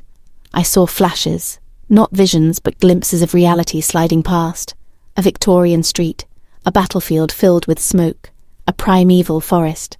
They whirled by too fast to process, a kaleidoscope of what had been. The throb in my chest was the anchor, dragging me deeper. I was being hauled toward a specific destination, and I had no control over the speed. I couldn't scream anymore. The air was sucked out of my lungs by the force of the passage. The edges of my vision started to turn black. Consciousness was a flickering candle in a hurricane. This is it, I thought dimly, my mind shutting down from the sheer impossibility of it all. This is how I die, caught in a ghost storm of my own making. The rushing wind reached a crescendo, a high-pitched scream that felt like it would shatter my eardrums. The colours fused into a blinding, painful white light. And then, with the abruptness of a slammed door, it stopped. The motion ceased. The light vanished. Gravity slammed back into existence with crushing force. I hit the ground hard, the breath driven violently from my body. The impact was soft but heavy. I rolled, gasping, my senses shattered and rebooting one by one. The first thing I felt was wet, clinging cold. The second was the smell, overwhelming, rich, disgusting. Wet leaves, rotted vegetation, and deep, ancient mud. I lay on my side, my heart hammering a frantic rhythm against the thick mud beneath me. My denim jacket was instantly saturated with freezing water. The fog was still here, but it wasn't the city fog. It was a low, heavy mist that clung to a forest floor choked with gnarled roots and dead ferns. I tried to push myself up, my hands sinking deep into the muck. Every inch of my body ached, as if I'd been thrown from a moving vehicle. I blinked, clearing the mud and mist from my eyes. The streetlights were gone, the brick buildings were gone, the city museum was gone. I was in a dense, primeval forest. The trees were massive, oaks and pines so large their canopies would have blotted out the sun if the sun were up. But it was night. A pale, weak moonlight filtered through the heavy mist, casting long, menacing shadows. It was absolutely silent, save for my own ragged breathing and the distant, lonely hoot of an owl. The throb in my chest had quieted to a dull echo. I wasn't in the city anymore. I wasn't even in the correct century. The pull had worked, the void had filled, and I had landed right in the heart of the ancient, violent past Chise had tried to forget. I lay in the freezing mud for what felt like hours, waiting for the vortex to open back up, for Marge to shake me awake from this nightmare, for anything that made sense. Nothing happened. The silence of this primordial forest was heavy, pressuring my eardrums. The air was too clean, too sharp with the scent of pine and dynamic rot, without the underlying tang of exhaust and hot asphalt that I'd lived with all my life. I was shivering violently, the wet denim of my jacket feeling like sheets of ice against my skin. I had to move. If I didn't die from whatever magic had ripped me through time, I was going to die of hypothermia right here in the muck. I pushed myself up onto all fours, gritting my teeth against the ache in every muscle. My sneakers, ruined now, squelched as I tried to get a footing on the gnarled roots. "Okay, Doreen," I whispered, my voice cracked and barely audible in the vast quiet. "Walk, just walk, find a road, find help." But what kind of help existed here? I looked at my hands, covered in black, ancient earth. I looked down at my white t-shirt and diamond stud earring. I was a glaring anomaly, a brightly coloured plastic toy dropped into a prehistoric tar pit. I started walking, picking a direction at random. Every shadow cast by the weak moonlight looked like a predator. The ghost wolf I used to see in the city, terrifying as it was, would have been a comforting sight right now. At least it was a constant. Here, everything was alien. I hadn't gone 100 yards when I heard it. Not the owl this time. The sharp snap of a twig. Then the jingle of metal against metal. Heavy, rhythmic footsteps on the forest floor. I froze, my heart leaping into my throat. Logic said I should yell, should ask for help.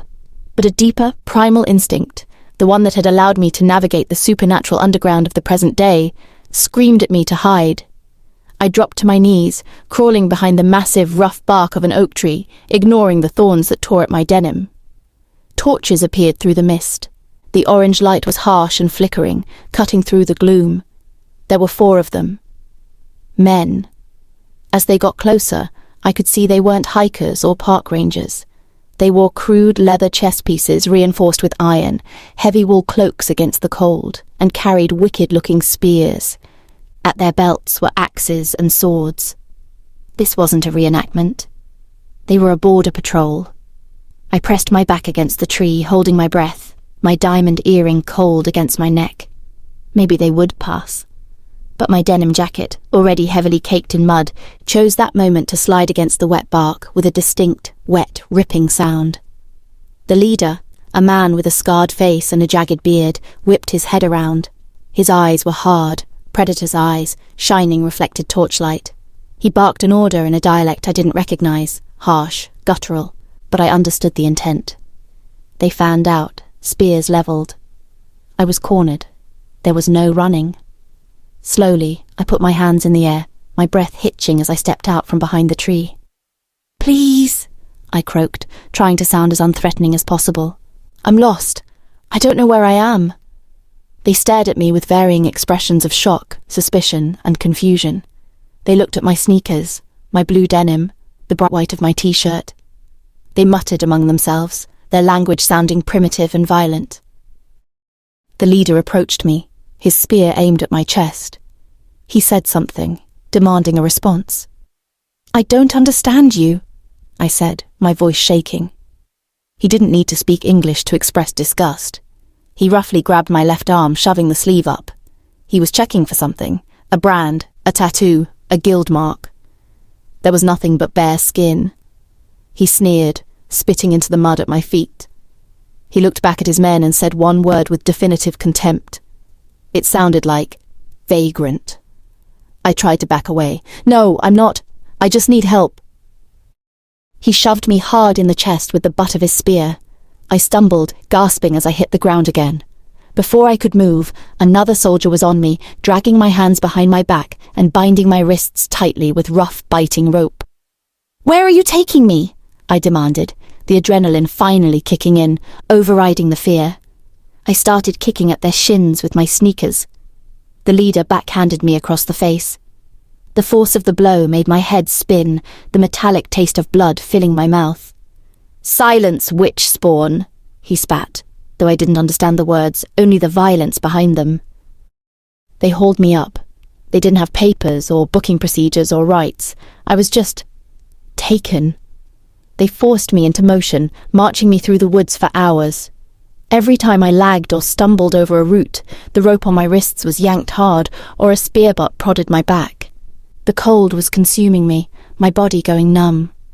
Eventually, the trees began to thin. The dawn was a faint grey promise on the horizon when we broke through the tree line onto a rough, rutted track that passed for a road. My eyes widened as I looked ahead. I felt a ghostly echo in my chest, a phantom vibration that I hadn't felt since I left Chise's penthouse. On a massive bluff overlooking a valley sat a fortress. It wasn't picturesque. It was a monstrosity of raw stone and dark wood, fortified by palisades and spiked barricades. It was built for war, not comfort. Even from miles away it felt oppressive. This was the stronghold. We marched toward it. The soldiers at the outer gates looked me over with leering curiosity, but a word from the leader about me having no mark and wearing strange cloths was enough. I was marched under the portcullis into a central courtyard that smelled of livestock, unwashed bodies, and forge smoke. Torchlight flickered along the stone walls, casting monstrous shadows. My capture didn't involve a holding cell or processing. The leader drag-marched me across the uneven cobblestones to an iron-bound door set low in the wall of the main keep. He kicked it open, and the smell that hit me was overpowering, rotting vegetables, old grease, and despair. This was the scullery, the lowest level of the kitchens. He roughly untied my hands, only to shove me through the doorway. I hit the flagstone floor with a groan. Behind me, the heavy door slammed shut, the sound of the deadbolt sliding into place finalizing my captivity. I sat up, blinking against the dim light of a few dying embers in a massive hearth. The scullery was crowded with other figures, sleeping huddled on straw mats. The air was thick and heavy.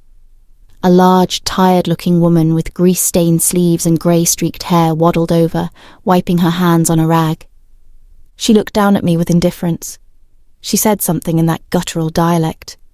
I just stared at her, too defeated to respond. She sighed, then nudged a filthy sackcloth tunic and an apron toward me with her foot.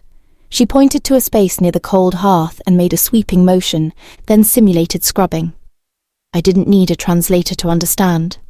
I had gone from wiping tables at a diner to scrubbing cauldrons for the king of the alphas. I picked up the rough cloth. This was where I started. If I was going to find the witch, if I was going to save Chise, I had to survive the mud and the grease first. For 3 days, the scullery was my entire universe. It was a subterranean hell of steam, grease, and screaming, where time was measured not in hours, but in the endless rotation of cauldrons needing to be scrubbed. My hands, once soft from city living, were raw and weeping, the skin cracked from lye soap and near-boiling water. I had exchanged my modern denim and t-shirt, which had been confiscated with suspicious sneers, for the shapeless rough-wool tunic and stained apron the head cook, Helga, had thrown at me. It smelled of stale beer and old sweat, and it chafed my skin like sandpaper. The other servants ignored me. They spoke that guttural dialect, and while I was beginning to pick up basic commands, scrub, fetch, move, I was an outsider, a vagrant with no mark. Here, that made me lower than the dirt on the flagstones. But as physical exhaustion threatened to break my spirit, the void in my chest remained a dull, pulsing echo. The bond was gone, but the memory of it, the ghost of that connection, throbbed whenever the chaotic energy of this place became too much. The fortress vibrated with a raw, feral power that felt almost like Chise, but untamed. I had to get closer to it. I had to find a way out of the mud. My chance came on the fourth night.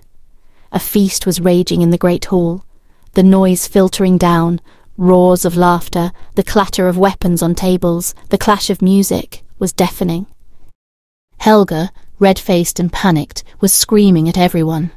A massive, silver-chased wine flagon, meant for the king's table, sat gleaming near the roasting spit, surrounded by trays of roast meat and spiced bread. The maid assigned to deliver it had tripped, burning her hand. Helga scanned the frantic room, her eyes landing on me, scrubbing in the corner. She barked a command, pointing to the flagon, and then up the dark stone stairwell.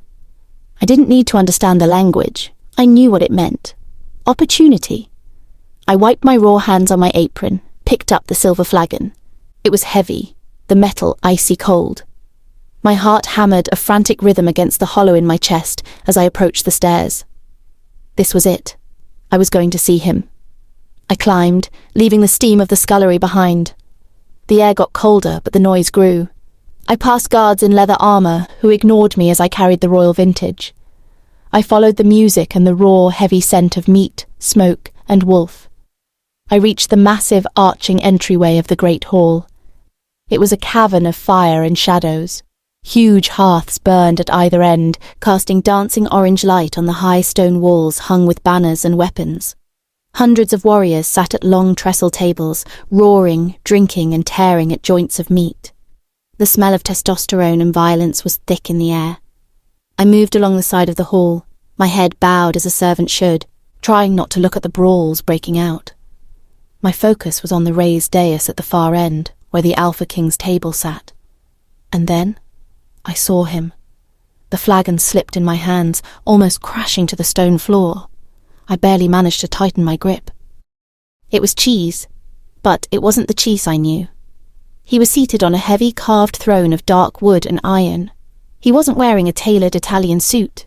He wore a tunic of dark velvet, a cloak of thick wolf pelt over one shoulder, and a heavy torque of twisted gold around his neck. The weary, cold mask I was used to was completely gone. This man was vibrant, terrifyingly, aggressively alive. His shoulders were broader, unburdened by 300 years of unlife. His icy blue eyes didn't look tired. They shone with an arrogant, ruthless spark. He was laughing, a rich, loud sound that cut through the noise of the hall, revealing a ferocity behind the joy. He looked like the sun, intense, burning, and dangerous to touch. The ghost of the bond in my chest screamed.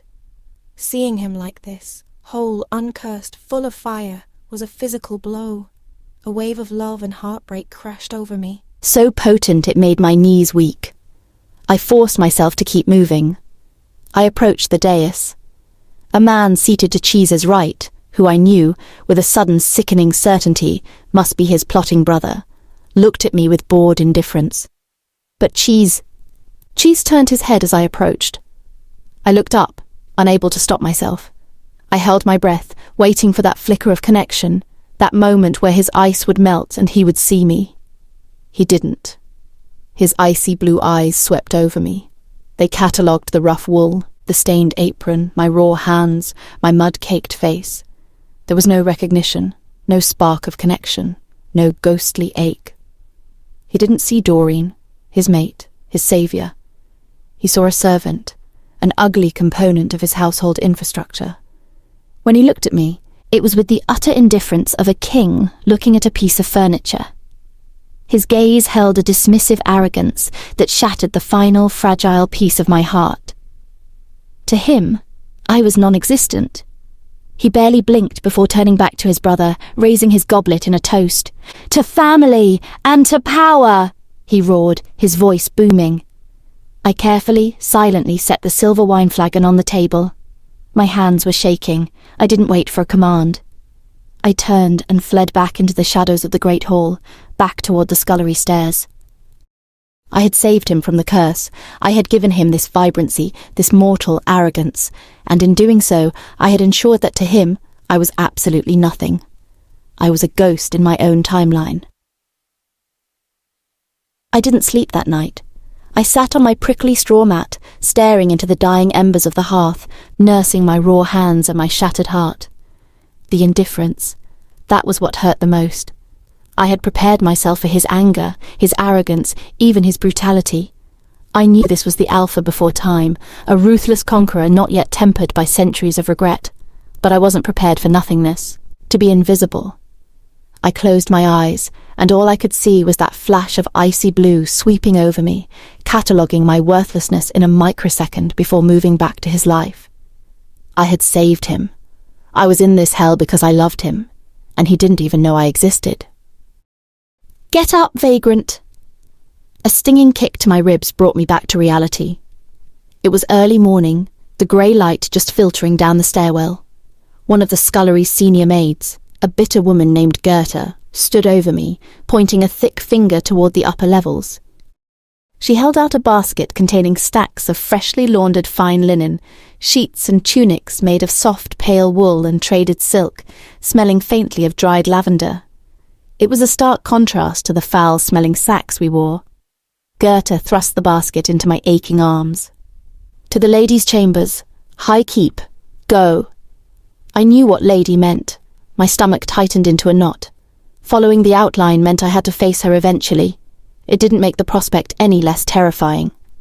I climbed the steps, leaving the damp heat of the kitchens behind. The air grew progressively cleaner, the floor stone smoother, the tapestries on the walls richer. The fortress was layered in status, and I was ascending from the lowest to the highest. I reached the upper keep. Soldiers in polished armour stood guard, but they waved me through when they saw the lavender-scented laundry. Status, even in a basket, opened doors. I was directed to a large chamber at the end of a long, sunlit corridor. I knocked on the heavy wooden door, my heart hammering against my ribs. "Enter!" a soft voice called out. I pushed the door open. The room was bathed in golden morning light. It was decorated with tapestries depicting gentle scenes of deer and forests, and the furniture was delicately carved.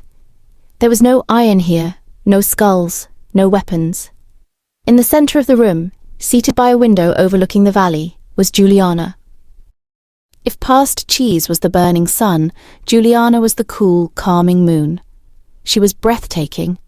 Her hair was the colour of spun honey, falling in soft waves over her shoulders. She wore a simple gown of pale blue silk that looked like water against her fair skin.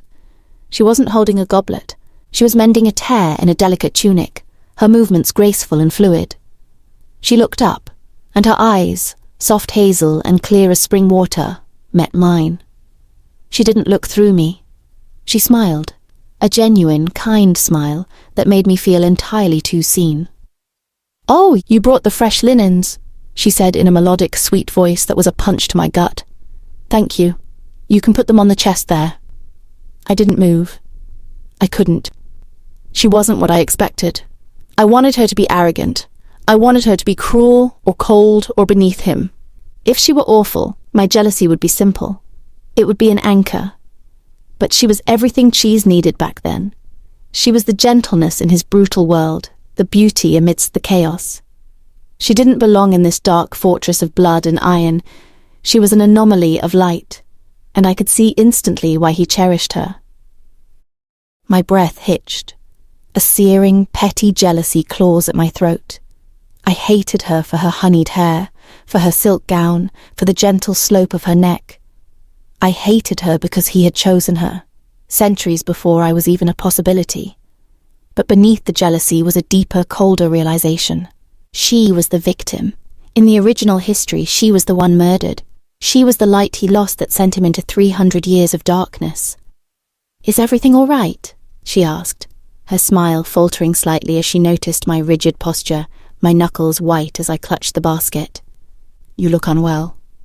Before I could force my mouth to move, before I could drop the linen and flee, the heavy door slammed open with a definitive bang. Chise strode into the room. The vibrant energy of him flooded the space instantly. He was still wearing the wolf pelt cloak, smelling of rain and the morning hunt. He looked dynamic, powerful, and undeniably happy. "My star," he said, and his voice, so ruthless in the great hall, was low and laden with an aching tenderness. He crossed the room in 2 long strides, ignoring me completely as if I were part of the wall. Juliana rose, her face lighting up with a love so potent I could practically taste it in the air.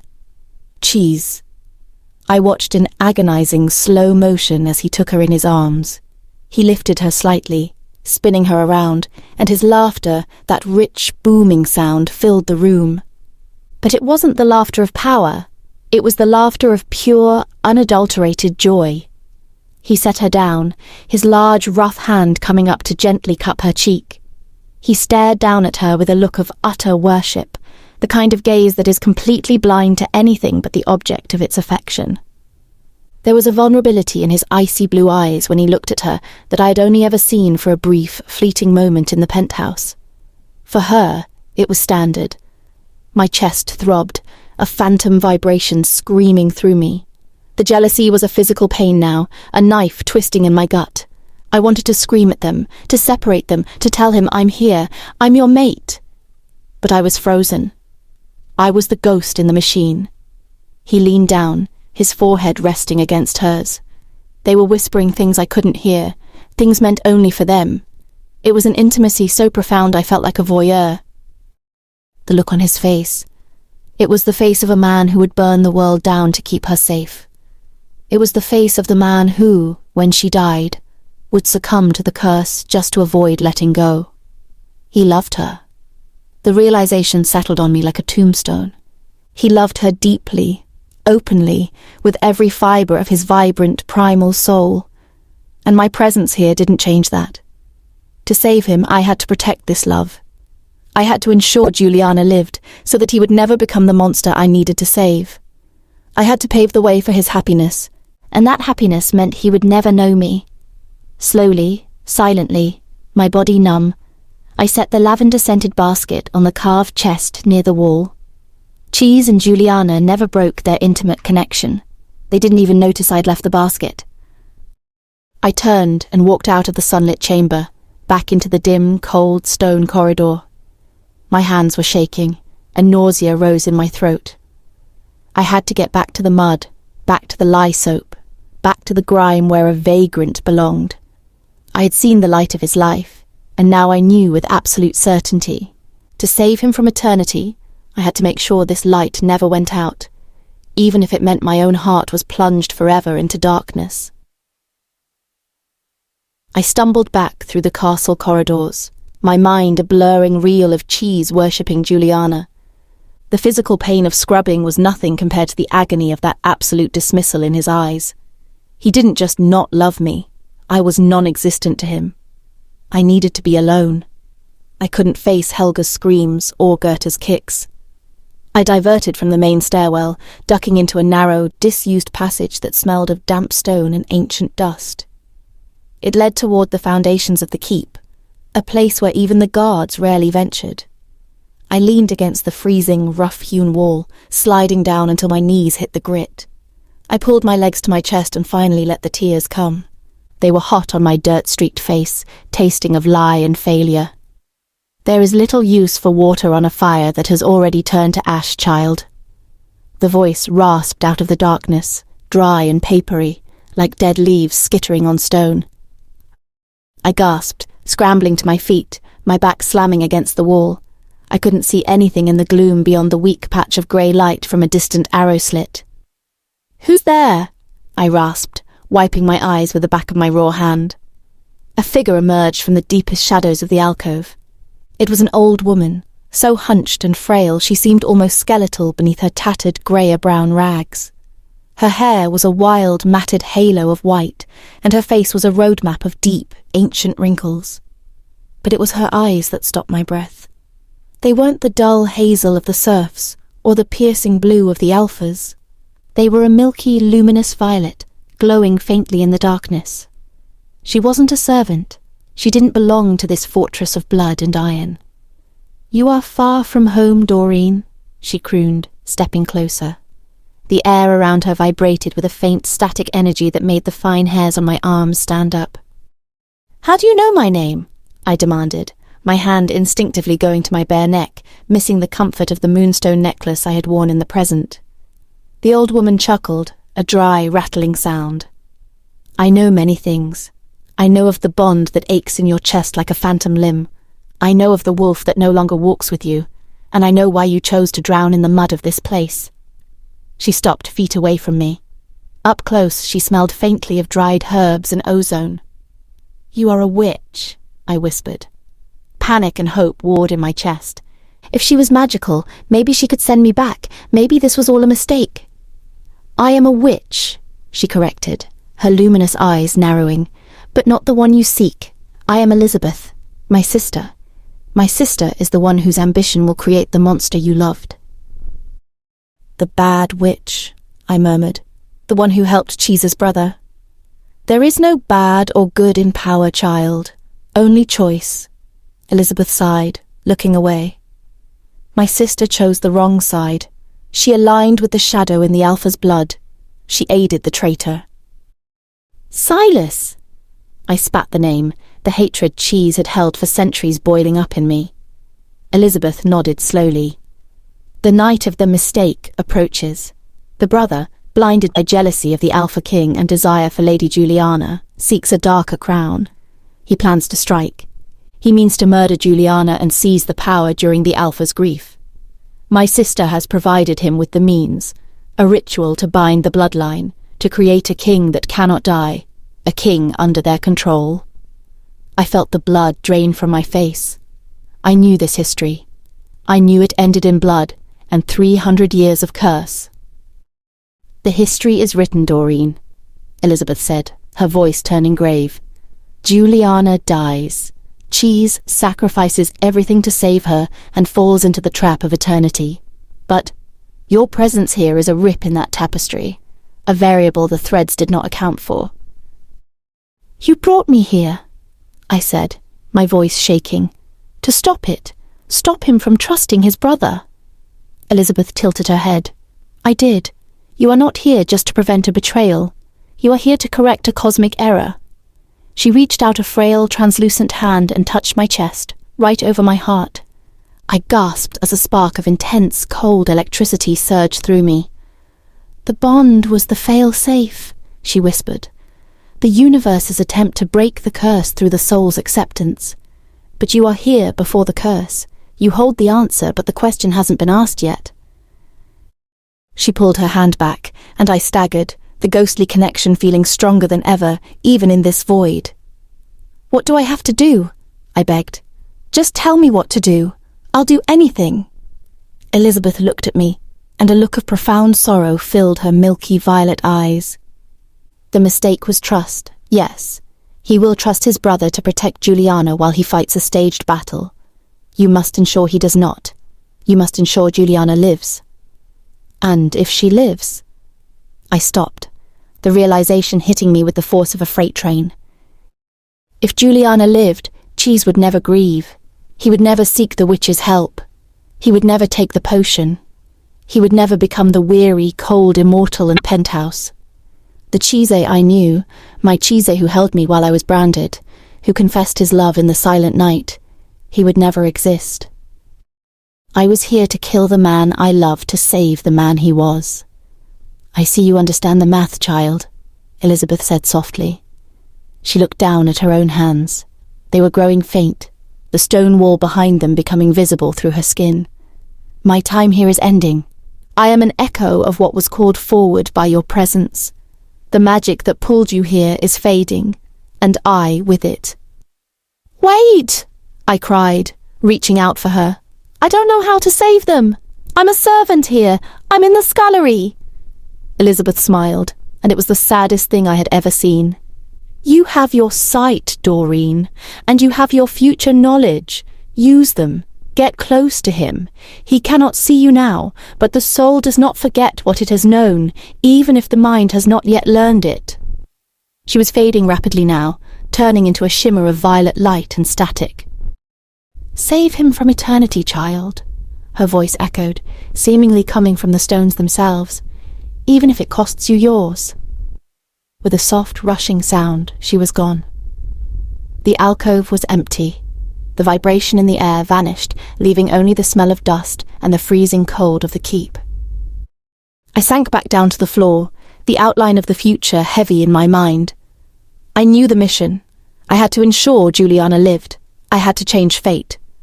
And I had to do it knowing that the absolute best-case scenario was waking up in the future alone, completely forgotten, to a world where the man I loved had lived a full, happy life centuries ago with another woman.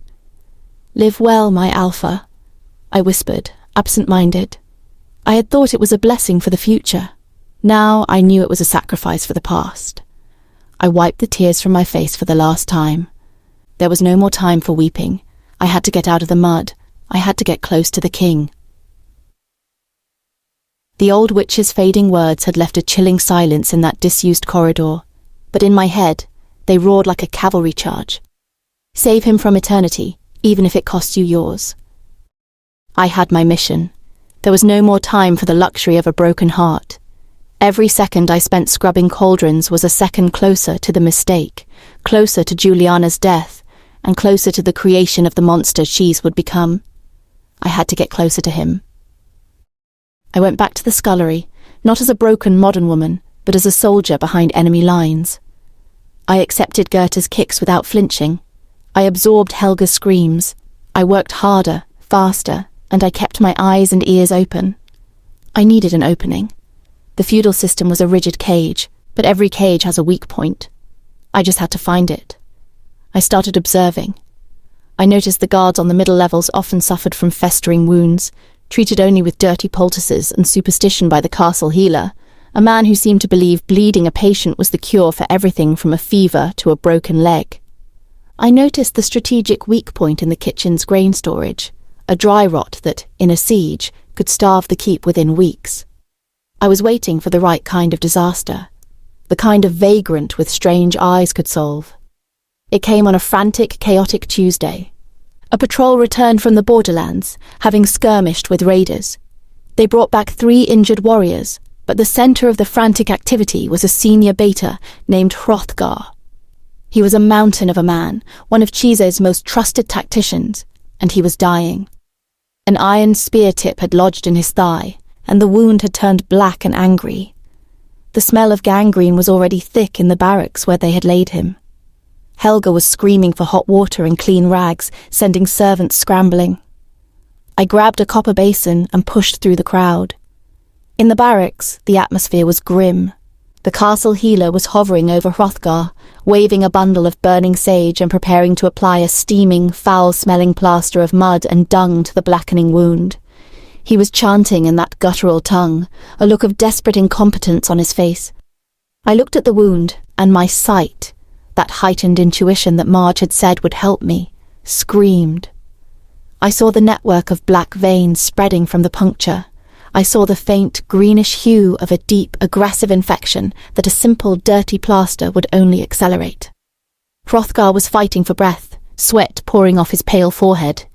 He wouldn't last the night.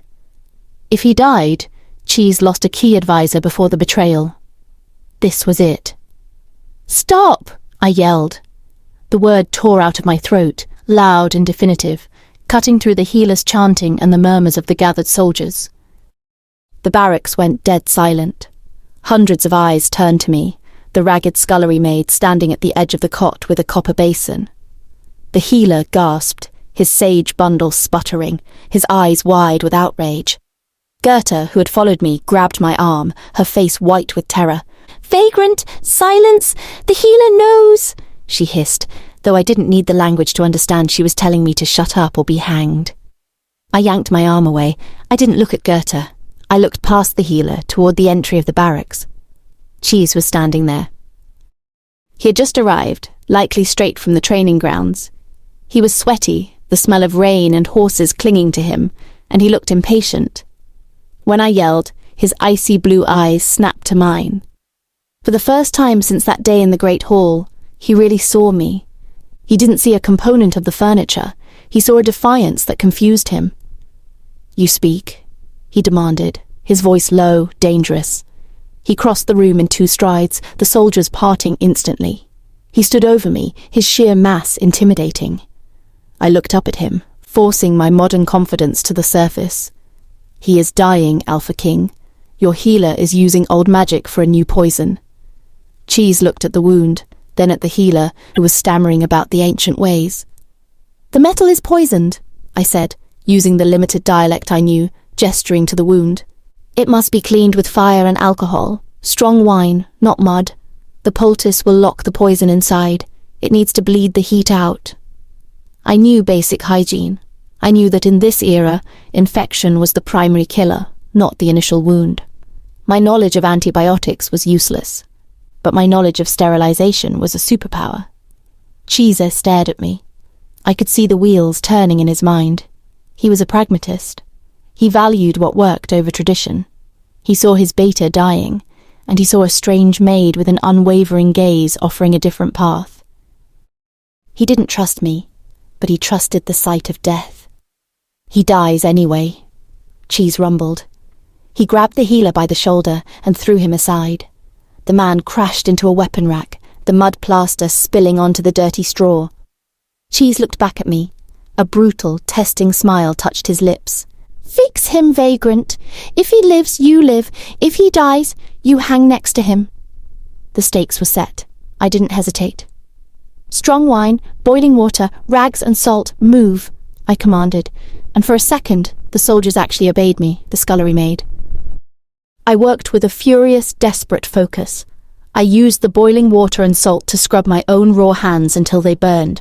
I used the strong, fortified wine to wash the angry wound, Hrothgar roaring in pain as the alcohol hit the raw nerves.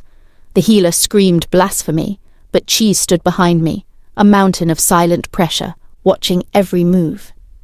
I used a knife heated white-hot in the hearth fire to cut the infected tissue away. The smell of burning flesh was sickening, but I didn't flinch. I was fighting for Chise's past, and I wouldn't lose. I packed the wound with a salve of honey and wild garlic, basic antimicrobial agents Marge had taught me about, that I had prepared in the scullery in anticipation of this. Then I bandaged it with the clean rags, ensuring there was an exit for the infection to drain. When I was finished, I was soaked in sweat and Hrothgar's blood. My own hands were trembling. Hrothgar was unconscious, but his breathing was deeper, more rhythmic. The black veins were still there, but they weren't spreading. The angry, vibrant green that my sight had detected was gone. I stood up, wiping my hands on my already stained apron. Chise approached the cot. He placed his large hand on Hrothgar's forehead. He was still hot, but the fever wasn't raging. He looked at the clean bandaging. He turned to me. The murderous promise was gone from his eyes, replaced by a calculating interest. He looked at my raw hands, my mud-streaked face, and the bizarre, fierce intelligence that must have been burning in my expression. "You have strange skills for a vagrant," he said, his voice quiet. The other soldiers were staring at me with a newfound respect, mixed with fear. I had done the impossible. I had bypassed the healer and perhaps saved a life. He didn't say thank you. Alphas didn't thank property. He beckoned to one of his senior guards, a man named Eric. "This one is too useful for the mud," Chise commanded, pointing at me. "Take her from Helga. She is to be assigned to the upper keep. Personal attendant quarters. Keep a close watch on her." Eric nodded. "Yes, Alpha." Chise gave me one last piercing look. It was a look that catalogued me, not as a thing, but as a mystery to be investigated. "Do not disappoint me, vagrant." He turned and strode out of the barracks, his wolf-pelt cloak swirling behind him. I had done it. I had used the modern magic of common sense and basic hygiene to get exactly what I needed. I was out of the scullery. I was going to the upper keep. I was getting closer to him. And I was going to change everything. The transition from the scullery to the upper keep was like ascending from hell to a cold, pristine purgatory. Eric, the senior guard, didn't speak to me as he marched me up the winding stone stairs, past the great hall, and into the heart of the fortress. I was acutely aware of my own filth. I left a trail of dried mud and dried beta blood on the polished floors. Soldiers we passed eyed me with a mixture of curiosity and superstition. News of the vagrant who used fire and wine to save Hrothgar had travelled fast. My new quarters were a revelation. It was a tiny cell, barely big enough for a cot and a small chest, built into the thick outer wall. But it had a door that latched, a straw mat that didn't smell like rot, and, miracle of miracles, a small arrow slit that let in fresh air and pale sunlight. Eric thrust a bundle into my arms. Bathe. Dress. Do not look like a beast of burden when you serve the king. The bundle contained a heavy tunic of undyed wool, scratchy but clean, and a linen shift. No silk for a servant, but it was a universe away from the stinking sack I had been wearing. He pointed me to a bathing chamber shared by the higher-level servants, complete with a massive wooden tub and soap that actually smelled like soap, not lye and fat. I scrubbed until my skin was raw, watching weeks of medieval grime spiral down the drain. I washed my hair, untangling the knots, feeling the braided black length of it fall against my back again. I looked in the small mirror hanging on the wall. The gaunt, hollow-eyed ghost of the scullery was fading, replaced by the familiar face of Doreen, though harder now, older. I dressed in the clean wool tunic, cinching it with a leather cord. I felt almost human. My duties were immediately made clear. I was one of 4 attendants tasked with the Alpha King's personal needs, cleaning his chambers, preparing his armour, serving his private meals, and being present should he command anything. It was a position of immense trust, usually reserved for those born into service of the high families. That Chise had placed me here based on a singular pragmatic act spoke volumes about his ruthless need for efficiency over tradition. I was no longer invisible. Now I was under scrutiny. The other attendants treated me with icy professional distance. They were polished, trained, and deeply resentful of the vagrant who had bypassed years of hierarchical manoeuvring. I didn't care about their petty jealousies. I only cared about being in the room when the decisions were made. My first direct service came that evening. Chise was in his war room, a circular chamber dominated by a massive oak table carved with a map of the surrounding territories. I was sent to deliver a flagon of spiced wine and a platter of roasted meat. My heart hammered a frantic rhythm against my ribs as I knocked and entered. Chise was alone, leaning over the table, his wolf pelt cloak cast aside, wearing only a dark leather tunic that showed the immense breadth of his shoulders. The map was covered in iron markers, carved like tiny wolves and ravens. He was brooding over the borderlands, the very place Hrothgar had been injured. I set the tray on a side table, my movements precise and silent. "Your wine, Alpha King." He didn't look up immediately. He was moving a wolf marker, staring with intense concentration at a mountain pass. The air in the room was thick with his scent. Rain, old leather, and that potent primal musk that used to make my knees weak. Now, it just made my heart ache. Finally, he straightened, stretching his massive frame, and turned to look at me. His icy blue eyes narrowed, assessing me in my clean tunic. For a heartbeat, there was a flicker of something. Not recognition, but a primal twitch, a brief widening of his pupils, as if his soul sensed a phantom that his mind couldn't catalogue. "You," he rumbled. His voice was low, devoid of the performative brutality he used in the great hall. "Hrothgar is recovering. The healer is furious, and my beta is demanding ale and meat. You did well." It was praise. Blunt, functional praise. "He is a strong man," I said simply, keeping my head bowed in deferential status. "Strong men fight the poison best." He chuckled, a dark, low sound. "He is too stubborn to die. You saved me a tactician. I do not forget services rendered." He crossed the room, pouring himself a goblet of the wine. "Tell me, vagrant, where did you learn to treat wounds with fire and wine? You are no simple serf." I had prepared for this. I couldn't tell him I was from the future. He would think I was insane, or a witch under his brother's control. I had to create a plausible lie rooted in this world. My village was on the trade route to the distant south, I said, improvising a backstory that explained my unique knowledge and accent. A travelling healer, a woman from beyond the great waters, was injured and stayed with us for a season. She taught me some of her arts before she died. Chise took a long drink of the wine, his gaze never leaving my face. He was searching for a lie, but medicine being my profession despite ending up serving coffee taught me well. My modern knowledge of medicine was a distant art. He nodded slowly, seemingly accepting the explanation. A useful skill. In this keep we are good at making wounds. We have few who are good at closing them. He turned back to the map. He was done with me, but I wasn't done with him. This was my chance. I needed to sow the seeds of doubt about Silas. I pretended to straighten the tray, lingering near him. The boarders are restless? I asked, assuming the privilege of speech he'd granted me. He sighed, a heavy, weary sound that echoed the future Chise. Always, raiders from the north. But they grow bolder. They struck Hrothgar's patrol with knowledge of the terrain that should have been secret. He slammed his fist onto the table, rattling the iron markers. There is a spy in my own councils. My breath hitched. He knew. He knew there was a leak. He just didn't know who. Perhaps... I hesitated, choosing my words carefully. Perhaps the spy is not looking outward, Alpha King, but upward. He froze. Slowly, deliberately, he turned his head to look at me. His expression was utterly unreadable, but his eyes were like chips of frozen ice. The dangerous Alpha had returned. What do you mean, vagrant? His voice was a whip-crack of threat. The border raiders are a distraction, I said, pushing the knowledge Elizabeth had given me, phrasing it as intuition. They pull your warriors away. They keep the Great Hall focused on the horizon. A spy looking upward aims for the crown. The greatest threat is often the one that sits closest to you. It was a bold, terrifying statement. I was practically accusing his inner circle. She stared at me for an eternity. I could feel the violence vibrating in the air around him. If he suspected I was trying to manipulate him, he would kill me. Be careful, woman, he said, his voice terrifyingly quiet.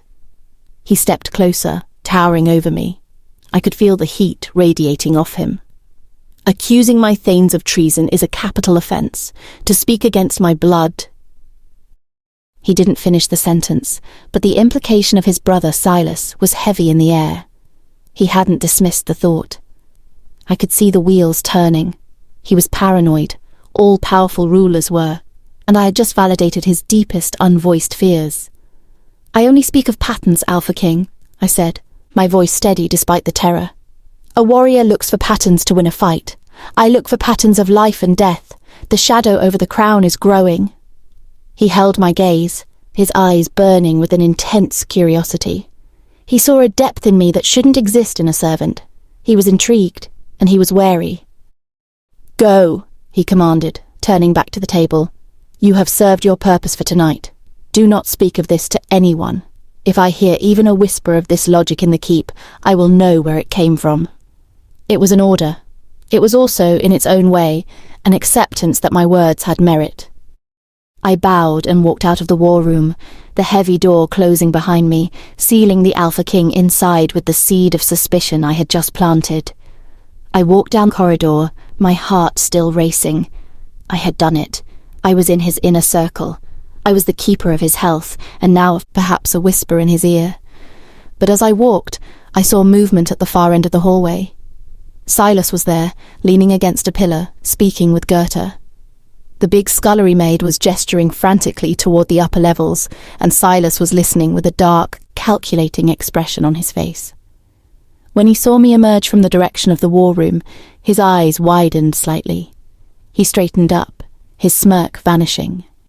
Goethe looked at me, and I saw absolute, unadulterated hatred in her eyes. I had escaped her control, and she had just informed the traitor. Silas gave me a long, piercing look. It wasn't the look of a man who saw a useful servant. It was the look of a man who saw an obstacle. The lines were drawn. I had the Alpha's attention, but the traitor now knew I was a variable. The game had truly begun, and I knew with chilling certainty that my survival, and the future, now depended on outmaneuvering the man standing in the shadows of the corridor. The narrow arrow slit in my new quarters became my viewport to a world that was both alien and heartbreakingly familiar. I stood there now, pressing my forehead against the cold grey stone, staring down into the inner courtyard. Below me, the castle was a hive of activity. Servants moved like ants, carrying firewood and water buckets across the cobblestones. Beyond the thatched roofs of the inner keep, the great walls loomed, topped by the banner bearing the snarling black wolf rampant, his sigil. The sky was sullen and grey, perfectly matching the weight in my chest. I was safe from Goethe's kicks, but I was in a far more dangerous arena now. My integration into the household of the upper keep was swift and demanding. Eric, the stoic senior guard, clearly had orders to put me to work. I wasn't a guest. I was a useful utility. My mornings were spent in the laundry, handling linens so fine they felt like water in my hands, a stark contrast to the coarse rags I'd scrubbed in the scullery. My afternoons were dedicated to the king's chambers. His rooms were as massive and sparse as the man himself. A colossal four-poster bed, carved with scenes of ancient hunts, dominated the space. A hearth, large enough to roast a boar, kept the dampness at bay. There were no personal trinkets, no soft touches, only weapons, armour and map scrolls. The first time I entered to clean, my sight felt Chise's presence everywhere. The echo of his musk, rain, old leather, and that potent primal scent that used to soothe me was thick in the air. I found myself smoothing the sheets on his bed, my hand pausing over the spot where his head would rest, fighting the urge to lie down and weep. Save him from eternity, even if it costs you yours. I withdrew my hand as if the linen had burned me. I wasn't here to cherish echoes. I was here to rewrite the future. My position as a personal attendant was met with quiet hostility from the other upper keep servants, most of whom were Alpha-born retainers. They viewed me as an uncultured vagrant who had used some trick of medicine to bypass the social hierarchy. To them, I was invisible in a different way now. Not beneath notice, but a non-entity to be pointedly ignored. Except for Silas. I crossed paths with the Alpha's brother 3 days after my reassignment. I was carrying a basket of freshly laundered tunics for the king when I turned a corner near the war room. Silas was leaning against a pillar, idly tapping a polished silver dagger against his thigh. He was immaculate, dressed in a tunic of dark violet velvet that caught the weak light filtering through the corridor. He looked less like a warrior and more like a pampered, dangerous predator. He didn't move as I approached. He simply watched me with those lazy, intelligent eyes. Goethe had clearly done her job of reporting my movements. He was waiting. I lowered my head as I walked past, matching the deferential posture of the other servants. "The vagrant who performs miracles," Silas drawled. His voice was silky, devoid of Chise's rough power, but filled with a deceptive underlying menace. I stopped. "My lord," I said, standard dialect. "A clever trick, healing a poisoned wound with strong wine," he said, pushing off the pillar and stepping into my path. He smelled of spice and lavender, the perfume of a man who didn't work. "Hrothgar thinks you are a saint. My brother thinks you are an anomaly. Tell me, girl, are you a saint or an anomaly?" I looked up, meeting his gaze. He didn't see me as Chise had, a temporary curiosity. He saw me as a variable.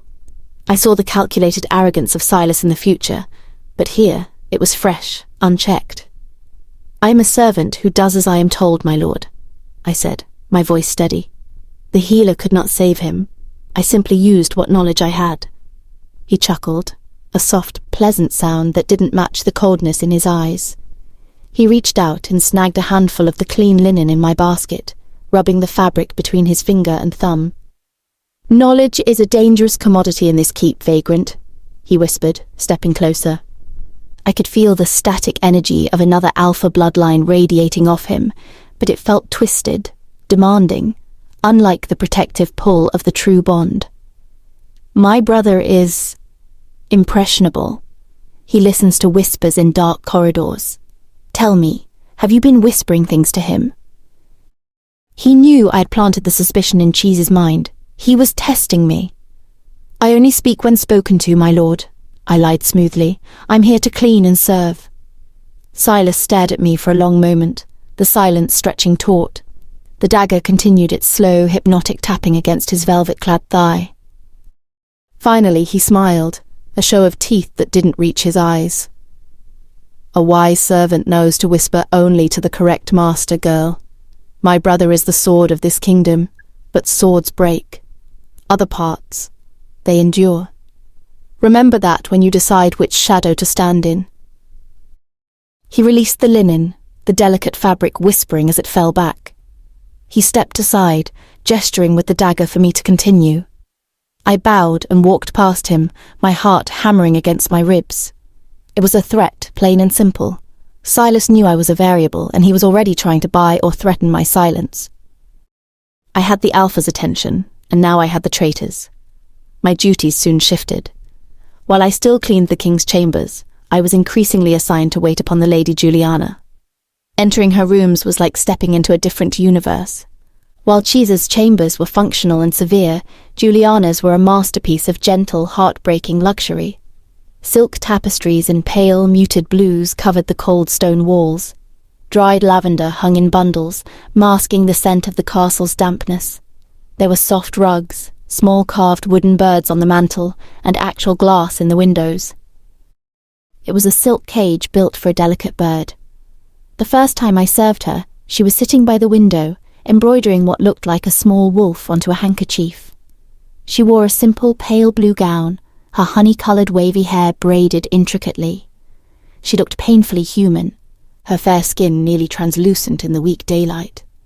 She didn't look like a rival. She looked like a victim.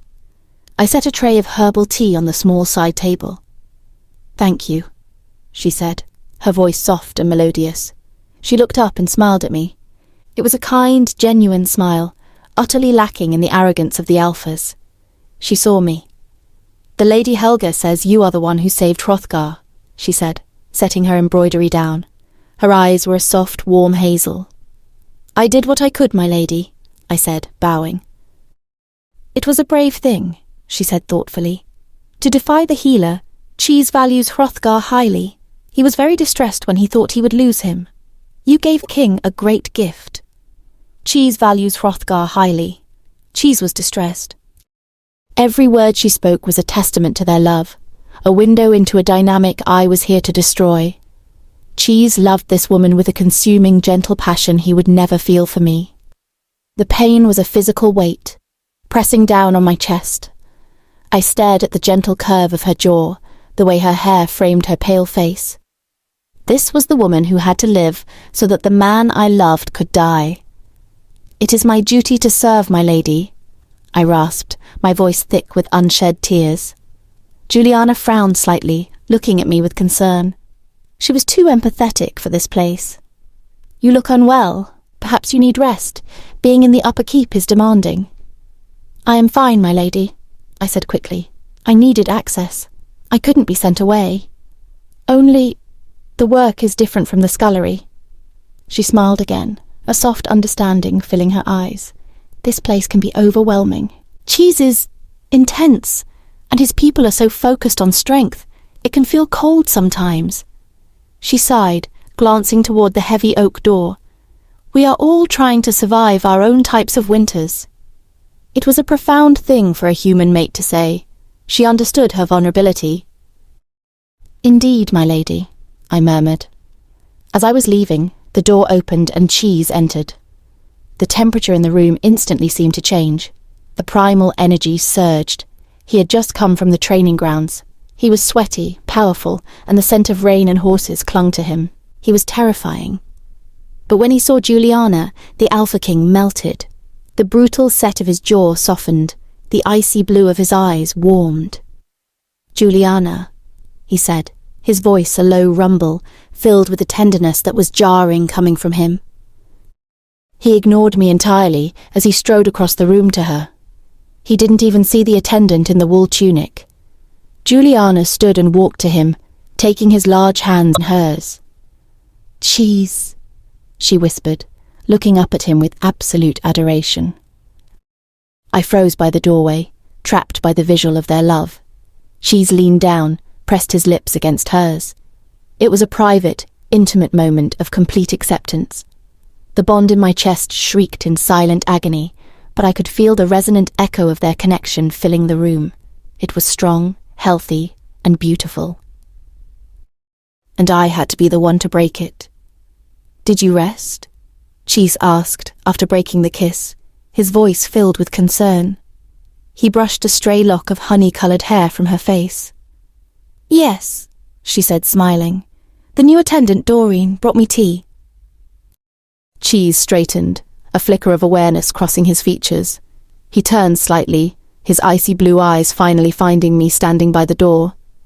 The tenderness for Juliana instantly vanished from his gaze, replaced by that measuring, calculating interest he reserved for utility. "You," he said. It wasn't praise or a threat. It was a statement of acknowledgement. "The work here suits you better than the mud," he rumbled. "Ensure Lady Juliana is well cared for. If she suffers even the slightest discomfort, you will be answering to me, not a Thane." "Yes, Alpha King," I said, my heart feeling as if it would shatter in my chest. He was ordering me to care for the woman he loved. It was a sadistic twist of fate. "Go," he commanded, already turning back to Juliana. "We will have our private dinner tonight."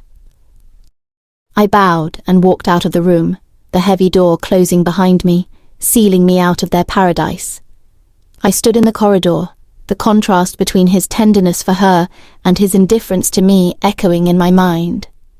I was here to ensure she lived, and Chise, the weary, cynical immortal I loved, would never exist. The mission was clear. Get close to Juliana, protect her, wait for the mistake. I walked down the hallway toward the servants' stairs. I was no longer invisible. I was an anomaly. A saint to Hrothgar, a tool to Chise, and a threat to Silas. The chessboard was set.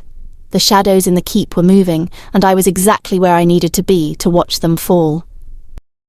There was a sickness in my keep, a rot I could smell but couldn't locate.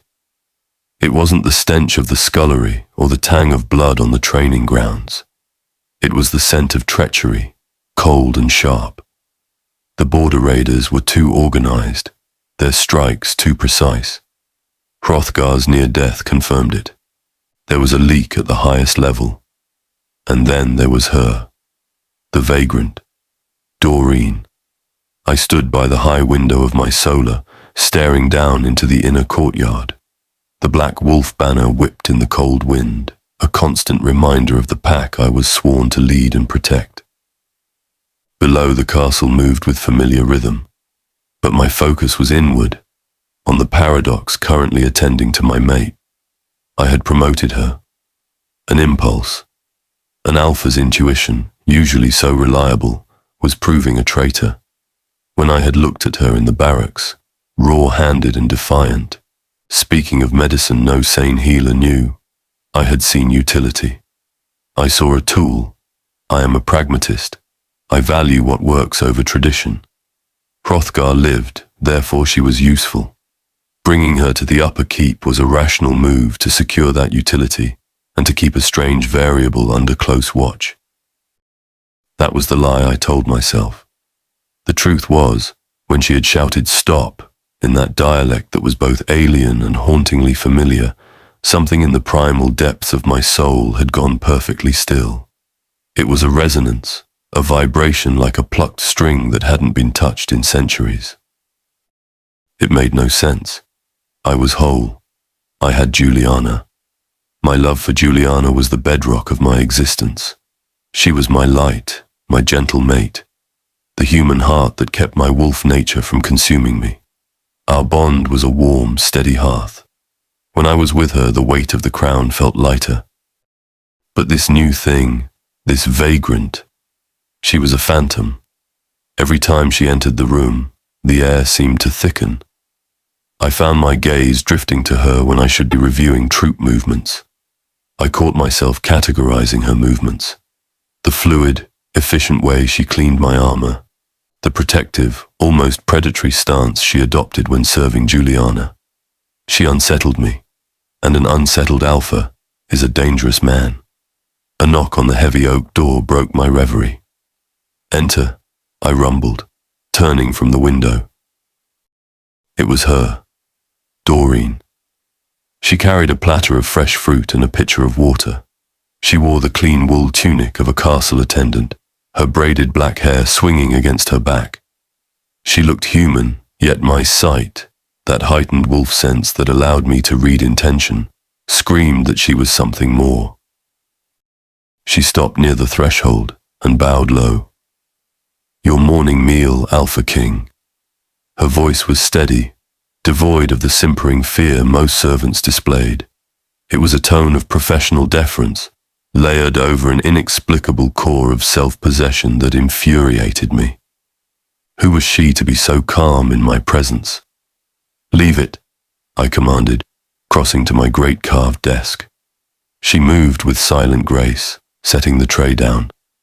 I watched her hands. They were dull, the raw scrub marks from the barracks slowly fading, but there was a tremor in them. She was afraid, I realized with a flash of savage satisfaction, but she was fighting it. "Juliana," I began, then stopped. The question I wanted to ask, does she feel it too, this phantom vibration, was insane. "The Lady Juliana is resting, Alpha King," Doreen said, interpreting my hesitation as concern. "She slept well.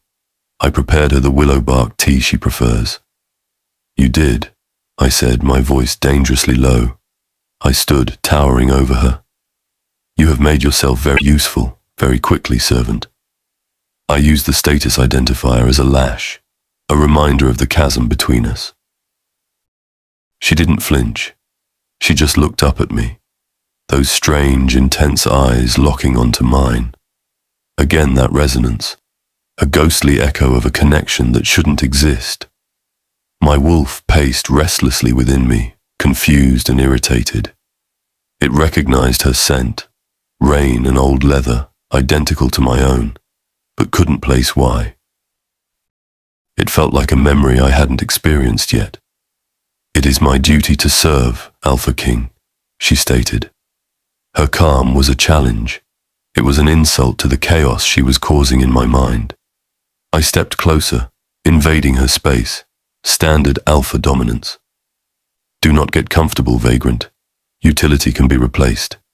If I suspect for one moment that your skills are a cover for darker intent—" "I have no darker intent, Alpha King," she interrupted. I froze. No servant interrupted me. The soldiers in the barracks were one thing, but here, in my solar, it was unprecedented. My wolf roared for dominance. I grabbed her arm, my grip bruisingly tight. "You dare," I growled, pulling her close. I could feel the heat radiating off her, the same heat that used to soothe me in... where? The visions were blurring. Her expression changed.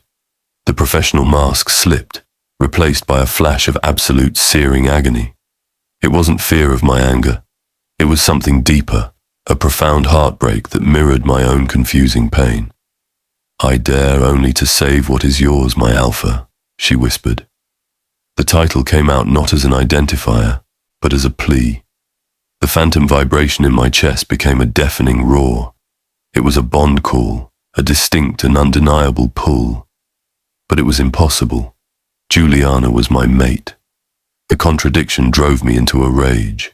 I was conflicting my duty with my nature, my mate with this apparition. I shoved her away. She stumbled, hitting the edge of the tray, but managed to right herself. Her eyes were wet, but she didn't weep. "Get out," I hissed, turning my back on her to hide the storm in my features. "Take your tray and get out. If you speak one word of this, of anything, to Juliana, I will have you flayed." The threat was real. I would protect my mate's peace above all else. She bowed, a silent acceptance of the brutality, and gathered the tray. I heard the door open and close, sealing the phantom outside. I slammed my fist onto the carved desk, shattering a stack of map scrolls. This was untenable. I was the Alpha King. I ruled with strength and pragmatism. I loved Juliana with a fierce, possessive tenderness. This vagrant was a distraction, a variable I couldn't control. My paranoia, already sparked by the border strikes, flared high. Perhaps she was a plant by the spy. Perhaps her medicine was slow magic, designed to create this confusion. The fact that she was assigned to Juliana made the threat even more potent. Silas, I murmured, the name a curse on my lips. My brother was the politician. He handled the court, the treaties, the soft power. He was ambitious. We were the two halves of a whole. I was the sword, he was the shield. But shield bearers sometimes covet the sword. I had dismissed her warning in the war room as serving intuition, but my own suspicion was now catching up. The shadow over the crown. Was it possible my own blood was the leak? I needed a distraction. I needed to center myself in the reality I knew and loved. I walked to the interconnecting door to Juliana's chambers and opened it softly. Her rooms were always a sanctuary. Soft light filtered through the glass windows, and the scent of lavender was thick and calming. She was sitting on a chaise lounge, her embroidery in her lap, looking out at the gardens. She turned and smiled at me. The tenderness I felt for her was an immediate balm to my fractured mind. This was real. This was my mate. Chise, she said, her voice like water over smooth stones. I crossed the room and sat beside her, taking her small hand in mine. It was smooth, cool, devoid of the tremors and scars of the other woman. You came, she said, leaning her head on my shoulder. You look troubled, my Alpha. The borders are always a trouble, I lied easily. I wrapped my arms around her, burying my face in her honey-colored hair, inhaling her sweet, clean scent. I needed this anchor. Is the new attendant, Doreen, caring for you well? I asked, and testing the waters. Juliana sat up slightly. Yes, she is wonderful. She is so quiet and efficient, and she seems to intuitively know what I need. It is comforting, almost familiar in a strange way. My wolf snarled silently. Familiar? She is a vagrant, Juliana, I said, a harsh edge creeping into my voice. A utility. Do not get fond of her. She looked at me, a soft frown touching her lips. Why do you sound so angry when you speak of her, Chise? She saved Hrothgar. She serves me well. She is only a servant. She is only a servant. The words should have been true. Why did they feel like a lie? I do not trust her origin, I said, composing myself. I pulled her back to me, determined to reclaim this space. I do not want anything unknown near you. She smiled, interpreting my tension as protective possessiveness. I am safe with you, my king. I am safe here. I pressed my forehead against hers, closing my eyes, desperate to submerge myself in her love, to drown out the phantom resonance that had called me my Alpha, with a voice that echoed through a time that hadn't happened yet. You are safe, I vowed, the promise vibrating through my chest. Later that evening, the reality of my court reasserted itself. A formal council meeting in the great hall. I sat on the carved throne, Juliana beside me, a vision of delicate grace. My advisors, the high thanes and clan leaders, gathered around the massive map table. Silas stood at the opposite end of the table, commanding the presentation. He was immaculate in dark violet velvet, speaking with the fluid confidence that always irritated me but was so effective in diplomacy. He was detailing the latest concessions won from the southern raiders. He was smooth, too smooth. As he spoke, I scanned the room, my wolf sight sharp. And I saw her. Doreen was positioned in the shadows near the servants' entrance, one of several upper keep attendants standing ready should we require wine or water. She was invisible to most, just another fixture. But as Silas spoke, I saw her sight activate. A stillness settled over her features. She wasn't listening to the words. She was watching the energy. She was focused intensely on Silas. My brother was a master of masks, but I knew him. He was performing. He was delivering news of victories that felt staged. He was placating me, keeping my focus on the border, when the real battle might be in this very room. I looked back at Doreen. She was still watching him, her face a mask of profound analytical intensity. For a fleeting second, her gaze shifted to me. Not the pleading look from my solar, but a strategic, military look. She was communicating, watch him. I had used her skills as a healer. Perhaps I needed to use her skills as a seer. I stood, interrupting Silas's smooth presentation. The chamber went silent. Thanes, I rumbled, my voice projecting through the hall. The southern concessions are well and good, but border raiders are like weeds. Cut one, another grows. The true strength of the pack is not the territory it holds, but the trust it keeps. I saw a flicker of hesitation in Silas's intelligent eyes. He recovered instantly, giving me a supportive, if slightly condescending nod. Indeed, brother, the internal bonds of the pack are paramount. Therefore, I continued, I will be initiating a full audit of all communications, trade routes, and personal guards. Not just on the border, but within this very hold. No one is above scrutiny. Not my thanes, and not my blood. The silence in the hall was absolute. I was practically accusing my inner circle of treachery. I saw the color drain from Goethe's face, standing nearby. I saw the eyes of my thanes shift, calculation and fear replacing deference. And I saw Silas. He didn't blink. He maintained his perfect composure, but I saw the subtle tightening of his jaw, the slight widening of his eyes as he registered the direct challenge. I looked one last time at the shadows near the servants' door. Doreen was gone. I had initiated the play. I was using the phantom's intelligence against the shadow. I sat back on my throne, my wolf nature calm for the first time in days. This was an arena I understood. This was war. I was the Alpha King, and I would purge the rot from my pack.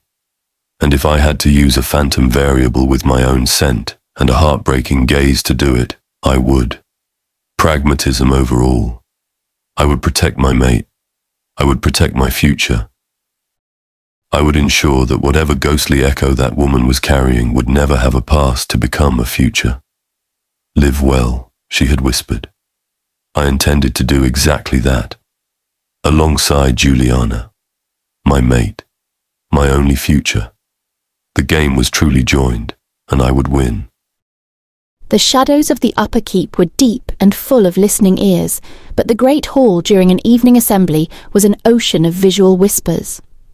Standing back near a massive stone pillar, I was just another attendant, a fixture of the background.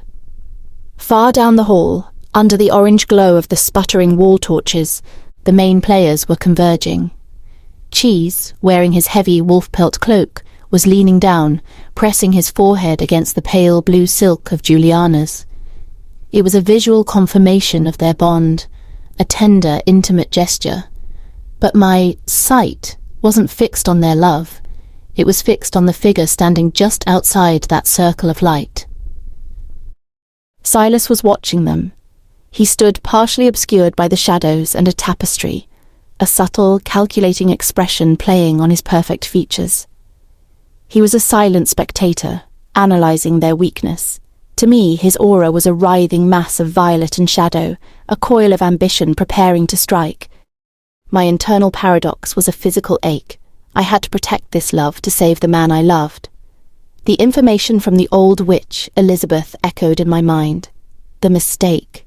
It wasn't just trusting his brother. It was a specific event, a specific moment that allowed the sister and brother to act. I had to identify the catalyst. My proximity to Juliana became the centre of my strategic reality. While Chise viewed me as utility, and Silas viewed me as a variable, Juliana viewed me as a unique presence, She appreciated my efficiency, my strange medical insights. I had advised her on willow bark tea for her headaches, and my quiet nature. I became her preferred attendant. The closer I got, the more the tragedy deepened. Juliana was a soft soul in a hard world. She spoke of her human family with a nostalgic longing that mirrored my own heartache. She genuinely loved Chise. She saw past the Alpha King to the man beneath, the protector, the warrior burdened by duty. Their love was pure, which made what I had to do feel like a violation. Save him from eternity, even if it costs you yours. I kept repeating the mantra, hardening my heart. I was here for a surgical strike on a timeline. The atmosphere in the keep was increasingly tense after Chise's surprise audit. The High Thanes were restless. The usual jovial energy of the Great Hall was replaced by suspicious whispers and darting glances. The Alpha King's paranoia had paralyzed his court. And Silas was capitalizing on it. He moved through the anxious retainers like a soothing balm. I observed him subtly undermining Chise's decision, framing it not as a necessary security measure, but as the action of a paranoid, power-hungry ruler. He was positioning himself as the stable alternative. He didn't speak to me again directly after our confrontation in the corridor, but he knew where I was. Goethe, though stripped of her ability to directly abuse me, was his willing spy. Every interaction I had with Juliana, every time I took Chise's armor, everything was reported. The catalytic event finally materialized. It began with the arrival of a special envoy from the distant human lands, Juliana's home. They were bearing gifts and news of her family. Chise, eager to give his mate even a glimpse of her past happiness, declared a grand banquet for the following evening. This was the opening. The court would be relaxed, the wine would flow, and the defences would be subtly lowered. The afternoon of the banquet, I was preparing Juliana's gown when a minor emergency occurred. A chambermaid, nervous and clumsy, had spilled a vial of rare perfume on a secondary tapestry in Chise's solar. Goethe, seizing the moment, loudly condemned the woman to immediate public discipline. I was sent to retrieve replacement tapestries from the lower storage. I knew Goethe had orchestrated this to remove me from the upper keep. I went, but I made sure my return was strategic. I used my sight as I moved through the castle. The building itself felt charged with anticipation. The ley lines I could now perceive were vibrant, a chaotic web of intention. As I ascended the back servants' stairs, a corridor near Silas's chambers pulsed with a distinct dark violet. I paused, flattening myself against the cold stone. 2 voices drifted toward me. The human curiosity is distracted by memories, one voice whispered, low and rough. It was the bad witch's voice, the one I had seen in Elizabeth's vision. And my sister's interference has faded. You are sure? The voice was Silas's, devoid of its usual charm, filled with cold determination. She used the mirror, the witch sneered. Our connection is sealed. The ritual is prepared. The moment the Alpha's shield drops... I held my breath. They were confirming the old witch's fade, and they were ready. The target was Juliana. The goal was the ritual for the curse. The banquet? Silas asked. No, he is too alert during his festivals. His protectiveness peaks. It must be after. Tonight. The special vintage of human wine the envoy brought is the key. The bad wit needs the ritual to be completed with a sacrifice of pure blood. Pure blood. Human blood. My stomach clenched. He will never suspect me, Silas whispered, a note of triumph in his voice. He trusts my control of the inner court. Control the Alpha, not the court, the witch instructed. This night, the world will remember the price of treachery, and you will be Alpha King. Their footfalls receded. I slumped against the wall, my heart hammering. Tonight, the special vintage of human wine.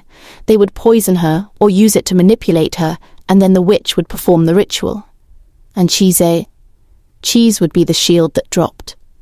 I knew my instructions, but the logic Elizabeth had given me was built on a fallacy I had only now realized. Elizabeth was dead.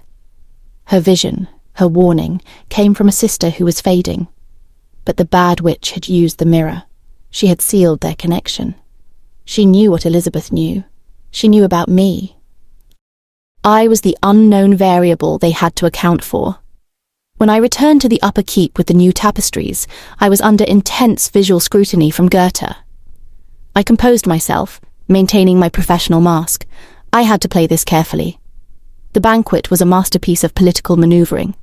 Chise sat on his throne, radiating controlled power, but his focus was entirely on Juliana, who was beaming, talking animatedly with the human envoys. He watched her with a fierce, quiet devotion that made my soul scream. Silas was at the centre of the head table, the charming prince, directing toasts and keeping conversation flowing. His aura was a churning storm of shadow and anticipation, but he managed to hide it all behind a perfect smile. I was positioned near the wine station, an ideal spot to watch the vintage. When the special human wine, a deep, dark red poured from a crystal decanter, was served to the head table, I saw Silas subtly nudge Chise. He gestured to the human envoys, indicating Chise should honour them. Chise, a blunt ruler who usually drank heavy ale, obliged for Juliana's sake. He raised the goblet, his icy blue eyes flashing a brief acknowledgement of my presence. Pragmatism. He was acknowledging the utility that had warned him. But he didn't realise the utility had been outmanoeuvred. He drank. Juliana drank. And the bad witch smiled. As the banquet drew to a close, Chise began to sway. It wasn't standard drunkenness, it was too profound, too fast. His powerful form slumped. Juliana, also clearly affected, looked confused. I saw Silas signal to a group of his guards, men not from Chise's loyal pack. They were the execution squad. This was a mistake. Chise, paralysed by a magical sedative, would be unable to stop the betrayal. I broke protocol. I left the wine station and moved toward the head table. "Goethe," I hissed, catching the senior scullery maid by the arm. "The vintage! It was spiked!" Goethe looked at me with open hatred. "It was human wine, you fool! They are not used to its strength." "This is not strength," I said, pointing to where Chise was now leaning heavily on the table. "This is magic." Goethe hesitated. She hated me, but she knew my strange knowledge of medicines was real. If the king was poisoned, she would be flayed. "You have 5 minutes to get Hrothgar," I ordered, my voice dropping the servile tone entirely. "Tell him the Alpha King is compromised. Silas is executing a coup." She stared at me, her small eyes widening. I had just accused the king's brother of treason in front of him. "Go," I said, shoving her. Goethe, spurred by terror and self-preservation, turned and ran toward the main entrance. I turned back to the table. Silas was standing. He had dropped the charming mask. His face was a mirror of future Silas, cold, arrogant, ruthless. "Guards," he commanded, gesturing to his men. "The king is unwell. Escort him and Lady Juliana to their chambers for rest." Chise loyalists, confused by the king's slumping posture and Silas's authority, began to move. I knew what would happen. They would be separate chambers. Chise would be sealed away, and Juliana would be taken to the designated ritual spot. I couldn't stop them here. If I caused a scene, Silas would have me killed as a conspirator. I had to let them act. I had to ensure I was with Juliana. I moved forward, adopting a deferential posture. "My lord," I said, bowing to Silas, "I will escort Lady Juliana. I know her preferences for care when she is unwell." Silas looked at me, a flicker of irritation crossing his features. "Goethe is gone. You will remain here." "Goethe is," I improvised, "unwell from the excitement. Lady Juliana requested me." I projected the same calm competence that always irritated Chise. Silas stared at me for an agonizing second. He knew I was the seer. He was weighing the risk. But he had won. He had neutralized the Alpha. He was confident. "Very well," he said with a dismissive wave. "Escort her. Do not fail her." It was an order with a double meaning. I helped Juliana stand. Her body was heavy, sluggish. I saw Chise, half-conscious, watch us, his gaze locking with mine for a terrifying second. He knew something was wrong, but the sedative was too strong. "Protect her," his eyes pleaded. I nodded. I led Juliana from the great hall, under the watchful eyes of Silas's guards. We did not head for her standard chambers. We headed for the lower levels, the old keep, the place where the ley lines were strongest. The trap was closing, but I was inside it with the victim. The lines were drawn, the game was over. The change was about to begin. The air beneath the castle was heavy with dampness and the scent of centuries of decay, but the true oppression was magical. We descended past the functional cellars and the torture chambers into the foundational levels of the old keep. Here, the ley lines I perceived weren't just glowing threads. They were thick ropes of power, vibrating so intensely I felt them in my teeth. The circular chamber we entered was illuminated by flickering, unnatural purple and green flames that seemed to sprout from a crude stone altar in the center. The altar was rough-hewn, carved with jagged, glowing runes. Silas's 2 guards, men in his personal livery, not Chise's, stood back, looking around nervously. But they didn't stop us. They were soldiers, out of their depth in a witch's sanctum. Opposite us, waiting like a spider in its web, was the bad witch. She was dressed in ragged, dark robes that seemed to drink the meager light. Her face was hidden in shadow, but I felt the weight of her gaze. "You brought the pure blood," the witch croaked, her voice like grinding stones. I eased Juliana toward the wall. She was slumping, her pale blue silk gown a shocking contrast to the gloom. She was human, gentle, and utterly vulnerable. The perfect sacrifice for a ritual designed to secure eternal power. Save him from eternity, child, even if it costs you yours. "Wait," I said, stepping between the altar and the witch. My voice echoed strangely in the chamber. Silas entered the room then, his dark violet tunic contrasting with the shadows. He looked around with an expression of cold, calculated dominance. "We are finished here, brother," he murmured, to an audience only he could see. He looked at me, a flicker of surprise and rage replacing his composure. "Get her to the altar," he commanded his guards, gesturing toward the semi-conscious Juliana. "No," I stated, my voice steady, powered by a future I had seen and a love I had chosen to destroy. The witch laughed, a dry, terrifying sound. "The seer has teeth." I looked at Silas. I didn't see the past version of a prince anymore. I saw the traitor who had condemned my mate to a living death. "You think you control this, Silas? You think you know the price? Ask her what she really wants." I pointed to the witch.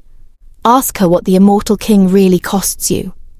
Silas stared at me, hesitation warring with arrogance. The guards shifted uneasily. "Do not listen to the human maggot," the witch hissed. She raised her hands, and the geometric patterns on the floor began to glow with intense, dark, violet energy. The ley lines I perceived began to twist, focusing on the altar. "Bring the girl!" The guards moved, but they were not moving toward Juliana. They were moving toward me. I realized the switch I had made, the intervention I had planned, had been expected. The witch knew I was the true paradox, a variable that needed to be consumed. I didn't fight them as they pulled me toward the altar. I had planned to intercept Juliana, but I realized my survival, the variable of my presence, was the trap. I looked back at Juliana, who was leaning her head against the rough stone wall. "Live well," I whispered to her in my mind. The guards forced me to kneel. The witch approached, her hands crackling with that twisted energy. Silas stood behind her, watching the culmination of his betrayal. The ritual began. The witch began a rhythmic chanting in a dead language. The ley lines focused on me, the vibration becoming painful, an energy that was trying to rewrite my very essence. I felt the timeline beginning to correct itself, not by saving Chise, but by erasing the source of the paradox. "Wait!" a voice bellowed. The heavy door to the chamber was smashed open. Hrothgar entered, followed by a squad of Alpha guards, and in their center, still pale, still swaying slightly, was Chise. He had recovered too quickly. Goethe must have delivered the message, and his own raw power had fought the magical sedative. "Treachery!" Hrothgar roared, his axe raised. Silas froze, the victory slipping away. The witch didn't stop chanting. She saw the new variables and simply adjusted. She needed a sacrifice, and the ritual was locked. Chise strode into the room, his icy blue eyes blazing. He saw Silas, he saw the witch, he saw the runes on the floor, and he saw me, kneeling by the altar, the center of a vortex of twisted energy. His gaze shifted to the wall, where Juliana was slumped, safe. He understood the betrayal, but he did not understand the paradox. "Silence!" Chise commanded, his alpha energy flooding the room, physically pushing against the witch's chanting. The bad witch looked up, her face a mask of primal rage. "Too late, Alpha King. The connection is made. The blood is required. Your brother has already condemned you." "Lies!" Silas yelled, drawing his own dagger. "Enough!" Chise roared. He was standing, powered by rage, his wolf sight fully active. He looked at Silas, the realization of his brother's treachery a physical weight in his expression. And then he looked at me. Again, that ghost echo, that resonance, that pull of a bond that shouldn't exist, hit him with a physical force. He didn't see a servant. He saw something essential, something powerful, something that had sacrificed itself for his mate. I met his gaze, my eyes wet with the weight of the paradox. I was here to ensure he never knew me. I was about to save him from eternity by ensuring I never existed. "Doreen," he whispered. The name came out as a question, as if he was only now realizing the significance of the anomaly. The bad witch saw the opening, the moment the Alpha King's shield dropped, not due to betrayal, but due to a profound, confusing connection. She raised her hands, focusing all the dark energy of the chamber not on me, but on Chise. The runes on the altar pulsed, and a bolt of violet light arced toward him. "No!" I screamed. I knew the curse. I knew the mechanism. If she struck him while the ritual was incomplete, while the sacrifice was willing. I broke free from the guards and threw myself not toward Chise, but toward the altar, into the path of the violet light. I intended to absorb the magic, to intercept the curse, just as I had intended to intercept the murder. I hit the rough stone, the ancient runes burning my skin. The bolt of violet light slammed into my chest, a physical impact that felt as if my soul was being torn in two. Save him from eternity, even if it costs you yours. The world was a nexus of sound and pain. I saw Chise's eyes, the profound shock replacing the rage. I saw Silas's realization of total defeat. I saw the witch scream as the magic recoiled. The paradox was complete. The intervention had been made. The mistake was averted. Chise was safe. Juliana was safe. The curse would not happen. The timeline began to shift. The vibration that called me my alpha was gone, replaced by a profound, agonizing stillness. "Hrothgar, secure them!" Chise's voice was the last thing I heard, rough with command, but underlaid with a strange, confusing tremor. I was fading. The world was dissolving into that grey, in-between space of time travel. But this time, I wasn't falling into the past. I was falling out of it entirely. I had rewritten the past. The math was finished. The sacrifice was complete. I had saved him from eternity, and I had ensured that my eternity would be spent entirely alone. The logic was flawless, but as the darkness claimed me, the only feeling in my heart was a primal, devastating heartache. Live well, Chise. Live well, because I am already gone. I woke up, and the silence was deafening. It wasn't the silence of an empty stone corridor, or the pre-dawn stillness of the barracks. It was a silence within me. The aching, clawing void that had defined my life for the last month was simply gone. My chest felt hollow, a vacant house, but it didn't hurt. The sensory information of my current reality arrived in a sterile rush. The rhythmic, mechanical beep of heart monitor, the chemical tang of disinfectant, the cool touch of industrial sheets. Instead of the damp darkness of the old keep cellar, I was bathed in harsh, artificial fluorescent light. A nurse in blue scrubs was checking an IV line taped to my arm. My arm. My scarred, branded, servant tunic-clad arm. I looked down. There was no brand. My skin was dull and unblemished, save for the adhesive tape.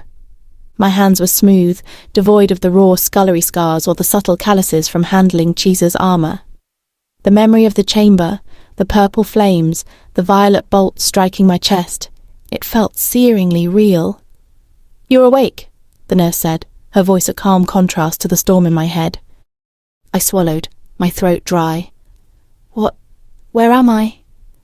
"You're in St. Jude's. You collapsed at the Natural History Museum yesterday," she stated, checking my vitals. Yesterday. The word hit me with the force of an alpha's roar. "Yesterday?" I repeated, my voice cracking. "What time is it?" "It's just after 10 in the morning on Tuesday. You've been unconscious for about 24 hours. 24 hours. I fell back against the pillows, my mind struggling to process the disorientation. 24 hours in this world. In the other, I had served as a scullery maid for months. I had lived in the barracks. I had risen to personal attendant. I had saved Hrothgar. I had navigated court intrigue. I had fallen in love with a mortal man and then broken both our hearts to save him. All of that, compressed into a single day of linear time in the present. The magic, the ley lines, the distortion. It was a math problem I couldn't solve. I was flabbergasted, the absolute weight of the subjective time I had spent in the past pressing down on me. It felt like I had aged a decade, yet my body was unchanged. The memory of Chise, pale and struggling under the sedative but still mortal, came back to me. Did I do it? Was he safe? "I need my phone," I stated, the urgency breaking through my shock. I have to check something." The nurse smiled, a professional deflection. "Let's get your doctor first, dear. You've had quite a shock." It took 2 hours, a parade of doctors asking the same questions about seizures and fainting spells, none of which I had experienced until the time jump, and a convincing argument about needing to contact my employer, but I finally had my smartphone back. My fingers trembled as I unlocked the screen. The date confirmed the nurse's statement. Tuesday, October 14th, the day after I had felt the pull at the museum artifact. I opened the search browser. My chest was beating a frantic rhythm, but it was just a human heartbeat, empty of the supernatural resonance that used to guide me. I had to prove it worked. I had to prove I hadn't imagined it all. I typed, Alpha King Chise, 12th century records. The results populated instantly, but they were different, entirely different. There were no whispers of an immortal monster ruling from the shadows. There were no contemporary accounts of a cold, weary king seeking death in the 21st century. Instead, I found historical records, legitimate and documented. I clicked on a digitized text from a historical journal. The rule of Alpha King. Chise is widely considered a golden age for the northern tribes. Though initially a volatile and aggressive ruler, records indicate a significant shift in his leadership style early in his reign.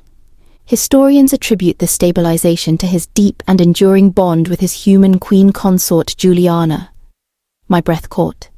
Juliana, safe. King Chise implemented significant administrative audits of his inner court after discovering a coup attempt. While details are sparse, subsequent years saw the exile of several high-ranking thanes. Under his command, the pack thrived. He is remembered as a firm but fair ruler who prioritizes stability and prosperity over conquest. After decades of ruling alongside Queen Juliana, King Chise died peacefully in his sleep, age 72, surrounded by his children. Age 72. Mortal. He had lived a full life. He had grown old. He had loved his mate. The curse had never happened. The mistake was averted. The timeline was fixed. The mathematical sacrifice I had made, interceding in the murder and absorbing the incomplete magic, had rewritten reality. I had saved him from eternity, and I had erased the man I knew. I sat there in the hospital bed, the smartphone screen a window into a world I had created but would never inhabit. I felt a profound, devastating sense of loss. The Chise I had loved, the arrogant, ruthless, vibrant man who had called me my Alpha, was gone. In his place was a memory of a good king who had died centuries ago. I was alone. I was the only person on Earth who knew about the shadow version. I was the source of a paradox that was now resolved. I started to cry, silent tears streaming down my face. They weren't tears of regret. I wouldn't change what I had done. I would save him again every time. But I was grieving the impossible future, the connection that was never meant to be complete. "Live well, Chise," I had whispered as I faded. He had, and I had to find a way to do the same. On a rainy late afternoon, I found a small, bustling cafe near the park. I sat by the window, watching the city rush by, the streetlights reflecting on the wet pavement. On the polished wooden table in front of me was my laptop, open to that same historical text. The faded illustration of King Chise and Queen Juliana on their throne stared back at me. They looked happy, balanced. Next to it was a steaming, plain ceramic mug of black coffee. My reflection was visible in the rain-streaked window. I looked like a ghost, my face weary, but I was gazing out at the world with an expression of profound sadness, mixed with a quiet, bittersweet peace. The bond was gone. The supernatural pain was erased. The phantom variable was resolved. Chise was a legend, not a monster. I took a sip of the hot coffee, letting the familiar warmth center me in the present. The tragedy was immense, the sacrifice absolute. But as I looked at that illustration of a mortal good king, I knew I had made the right choice. Life goes on. History is written by the winners, and this time, the winner was the man I loved, even if he never knew it was me who secured his victory. I closed my eyes for a moment, letting the sound of the cafe wash over me. The quiet, solitary future I had guaranteed for myself stretched out, but I would face it, because Chise was safe. His future was completed. Eternity had ended, and life, mortal, precious, full life, had begun.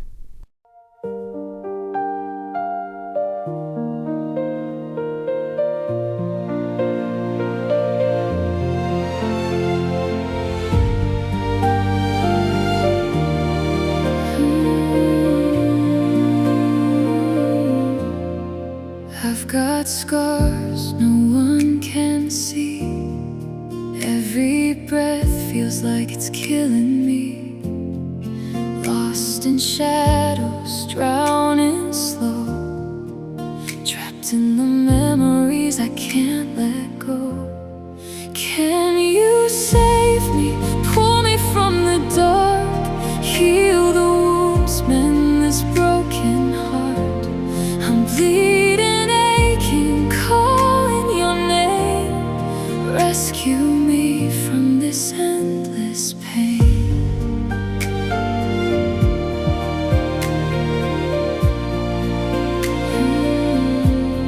Haunted whispers of what used to be, a ghost of love that won't set me free. Every tear is a cry for help, but I'm sinking deeper all by myself. Can you save me? Pull me from the night. Take the pieces, hold them tight. I'm bleeding, aching, calling your name. Rescue me from this endless pain.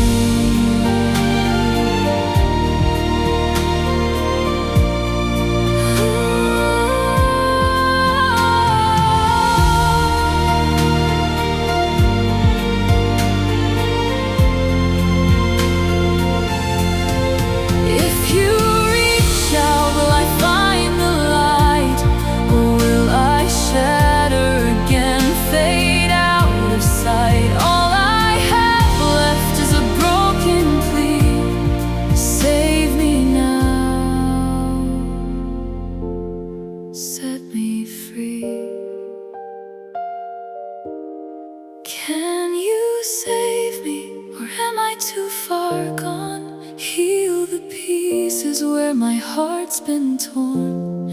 I'm